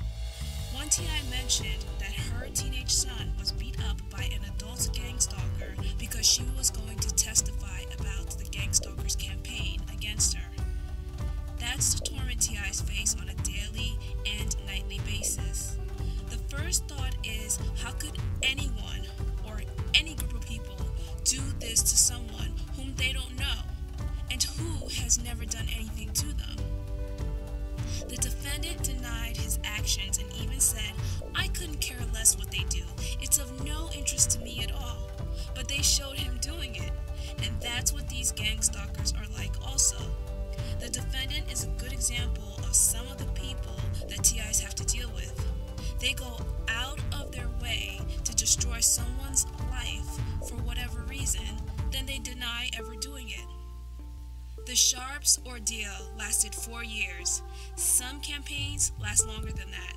Luckily for the Sharps, law enforcement took their claims seriously and they helped themselves by gathering evidence. TIs must do the same and stay vigilant. Change is going to come. The following comes from Cell Phone Stalkers Harass Washington Family by Brittany Bacon and Scott Michaels. Who do you call when your personal cell phone has been turned into a spying device, tracking your family's every move and giving an anonymous stalker a view into your private life? 3 Washington state families say it happened to them and left them feeling like they were living in a horror movie. "They say you're going to die, we hate you, we're going to murder you," said Heather Klukendow, one of the alleged victims. And the families say no one seems to have an answer as to how or why it happened. The police say that they are stumped, but they have not ruled out the possibility that the alleged victims are making the whole thing up. The families say the calls come in at all hours of the night, threatening to kill their children, their pets, and grandparents. Voicemails arrive, playing recordings of their private conversation, including one with a local police detective. The caller knows, the family says, what they're wearing and what they're doing, and after months of investigating, police seem powerless to stop them. Cell phone companies are skeptical. "We are unaware of any technology that would allow the activity that's being reported here," said a Sprint spokesman. "We are partnering with law enforcement to investigate. We're not exactly sure what's being done to these phones." But in an age of rapidly advancing technology, some surveillance experts told ABC News it's all too easy for hackers to turn your cell phones against you. An electronic surveillance expert told ABC News cell phones can be operated remotely. You can take photographs remotely. You can track the person's position. You can figure out where the phone is, said the electronic surveillance experts. Most cops have no idea how this is done. Harassment or prank. The Kuykendall family's troubles started in February when 16-year-old Courtney Kuykendall's cell phone started sending text messages to her friends by itself, the family said. Then the threats came. A scratchy voice called daily, sometimes to say that the entire family's throats would be slit, Courtney's mother, Heather, told ABC News. But when the Fir-Crest, Washington police tried to find the culprit, the calls were traced back to the Kuykendall's own phones, even when they were turned off. It got worse. The Kuykendalls and 2 other Fir-Crest families told ABC News that they believe the callers are using their cell phones to spy on them. They say the hackers know their every move, where they are, what they're doing, and what they're wearing. The callers have recorded private conversations, the families and police said, including a meeting with a local detective. Many of the voicemails sound like a teenager's prank. Sometimes they say real, juvenile things. Sometimes it's really scary, Kuykendall said. In one of the messages which Kuykendall played for ABC News, the caller said, "I know who you are. I know where you live. I'm going to kill you." Kuykendall, her sister Darcy Price, and her neighbor, Andrea McKay, who also claim to be victims of similar harassment, have named the callers restricted, the name that pops up when the calls come in. Kuykendall, Price, and McKay say their families' phones have turned on by themselves when they were switched off. The ringtones have changed on their own. The callers seem to know when the kids leave for school and when they are home alone, Kuykendall said. Messages warned the McKays that there would be a shooting at their daughter's school. The harassment, they said, feels relentless. Kuykendall installed a new security system for the house. Soon after, she got a voicemail from Restricted saying that the callers knew her security code. Once McKay said when she was slicing limes in her kitchen, a call came in from Restricted. The voice said it preferred lemons. As soon as the Kuykendall family met with police, they say they received warnings not to talk to the cops. Then a voicemail arrived, a recording of the conversation they'd just had with the police. The level of fear went from "this is a pain" to an uncontrolled fear and anxiety level, said McKay. Kuykendall said her family switched phones and opened new accounts twice, but the calls keep coming. "If we go a day without a call, that's a good day," Kuykendall said. The callers have likely violated several laws, law experts say, possibly including federal wiretapping statutes. But the case has local law enforcement stumped. "We're almost dumbfounded. We've never seen anything like this," said the Fir-Crest police chief, who said he has known the Kuykendalls for years. The Fir-Crest police chief said he is working with the Tacoma Police and the Pierce County Sheriff's Department and has also contacted officials at the Department of Homeland Security, but police still are not close to finding the perpetrators. Most of the harassment appears directed at Courtney Kuykendall, police said, adding that most, but not all, of the calls have been traced back to her phone. Police are not calling the 16-year-old a suspect, though the unusual tale has raised some eyebrows. "It wouldn't be prudent not to look internally at the family," said a Pierce County Sheriff's Department detective. "At this point, we aren't saying it's someone inside the family, but it's someone that is close enough to them to know this much about them," he said. "It seems like it's someone who is tied into the group, a family member, a friend, or an enemy." He added, "I hope it isn't coming from within the family because it would be a waste of everyone's time." Heather Kuykendall is adamant that her daughter is not involved and said the calls kept coming even when they took Courtney's phone away. She said Courtney was too upset to speak to ABC News. "We know it's not her," Kuykendall said of Courtney, "and we can't think of anybody we've made mad or if we've made any enemies." TIs have reported phone taps and computer hacking and other technological harassment or bullying. One TI created a program for the web, and the following day after it was uploaded to the web, a gang stalker said, "All that work and no one is going to see it." So, it's possible that the TI's internet activities are tampered, hampered, and monitored. ProtectLifeNow has noticed issues with emails.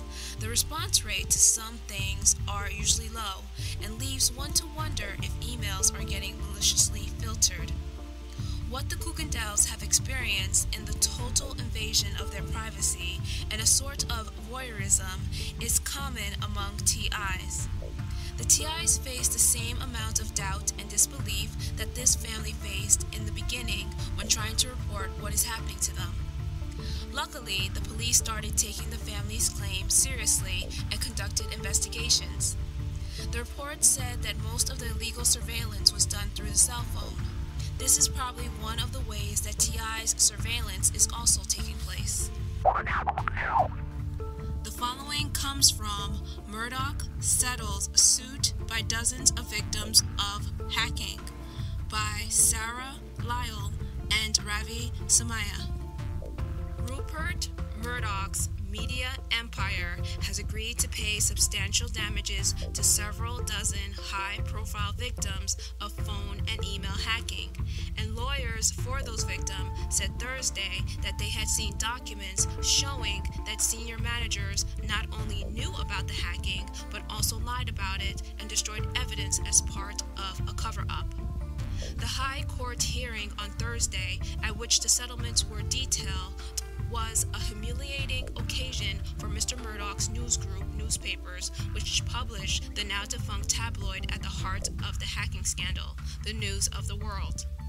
In a courtroom so jammed with lawyers, victims, and members of the news media that some people had to sit on the floor, News Group's lawyer repeatedly expressed the company's sincere apologies for the damages as well as the distress caused to victim after victim. The list of 37 victims settling with the company included politicians, celebrities, actors, and sports figures, as well as people in their inner circles, employees, spouses, lovers. It is unclear how much News Group will end up having to pay after all the cases are finally settled, but the total bill for the 18 victims whose settlement details were disclosed Thursday reaches well above $1 million. According to the police, there may be as many as 800 victims. Perhaps 24 suits are pending. News Group says it is eager to settle all the cases, but it was not clear during extensive discussions in court that it was able to placate all those who had brought claims. In each case, News Group also agreed to pay the complainant's legal costs, any of which could easily have run into 6 figures. One complainant, speaking on the condition on anonymity, said that his came to more than $300,000, an amount that does not include News International's fees. But perhaps more damaging to the company than the financial penalties was a statement from lawyers for the hacking victims. News Group has agreed to compensation being assessed on the basis that senior employees and directors of NGN knew about the wrongdoing and sought to conceal it by deliberately deceiving investigators and destroying evidence, the statement said, referring to News Group's newspapers. The lawyers also said they had obtained, through 9 disclosure orders from the court, documents relating to the nature and scale of the conspiracy, a cover-up, and the destruction of evidence email archives by News Group. In a statement, News International, the British newspaper arm of Mr. Murdoch's global empire and the parent company of News Group, said it had made no admission as part of these statements that directors or senior employees knew about the wrongdoing by NGN or sought to conceal it. It added, however, for the purpose of reaching these settlements only, NGN agreed that the damages to be paid to claimants should be assessed as if this was the case. Lawyers said, however, that it was unlikely that the company would have agreed to calculate settlements on the basis that there was a cover-up if there were, in fact, no cover-up. Until the end of 2010, News International denied that the News of the World engaged in phone hacking and vehemently vowed to fight any legal claims. After After that, it admitted that some of its reporters and editors knew about the hacking. Now, it has acknowledged that hacking was pervasive, and with hundreds of potential victims still left to deal with, it recently set up a webpage where people who believe their phones were hacked can file claims electronically. More than 20 people have been arrested on suspicion of phone hacking or illegally paying the police for information. No criminal charges have been filed yet. A professor of communication at the University of Westminster said in a statement that the latest disclosures represented a devastating indictment not only of the corrupt journalistic practice at the News of the World, but of the calculated cover-up which apparently followed. The cases also extended beyond the one newspaper. Mr. Law said he had been hacked not only by the News of the World, but also by The Sun, another Murdoch tabloid.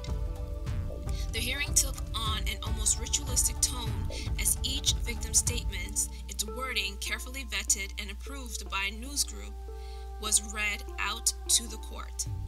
Each reading was immediately followed by the lawyer's confirmation of the victim's account and a statement that the company acknowledged that the information should have never been obtained or used in this manner.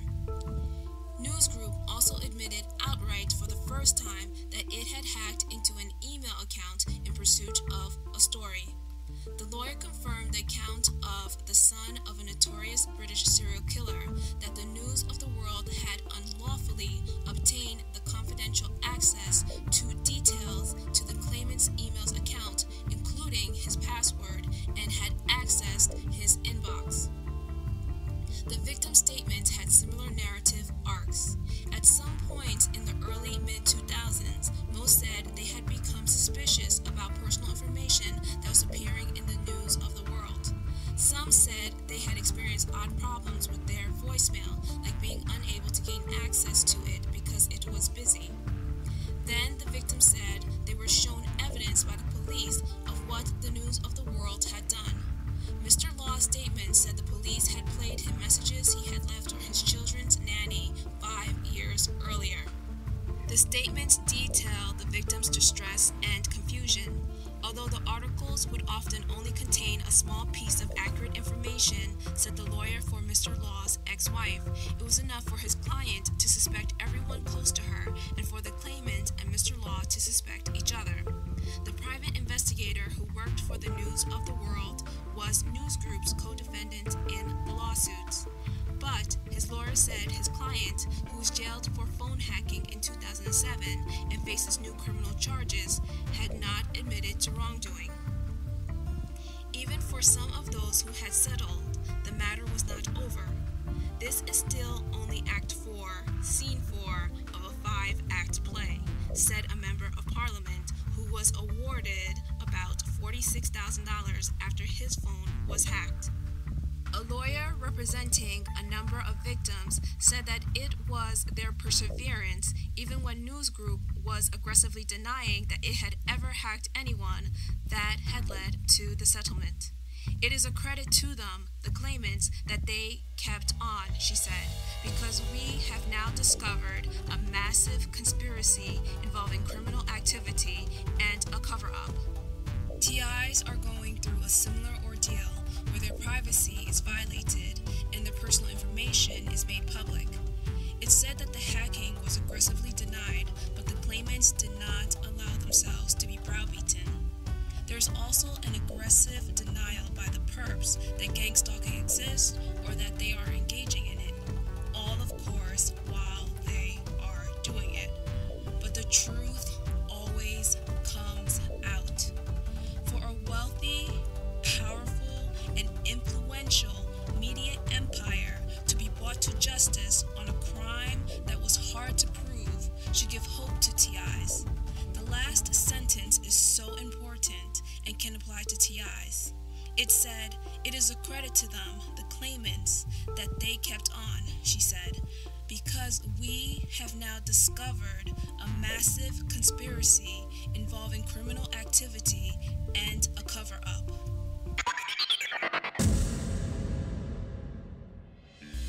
that's it for this episode. If you would like to share your stalking story with Tenani, please check out the Protect Life Now's organized harassment video on YouTube. You can also email protectlifenow@yahoo.com for more information. If any gang stalkers disagree with the information presented, please let us know. We would love to hear from you. Thank you for listening, and I'll talk to you next time.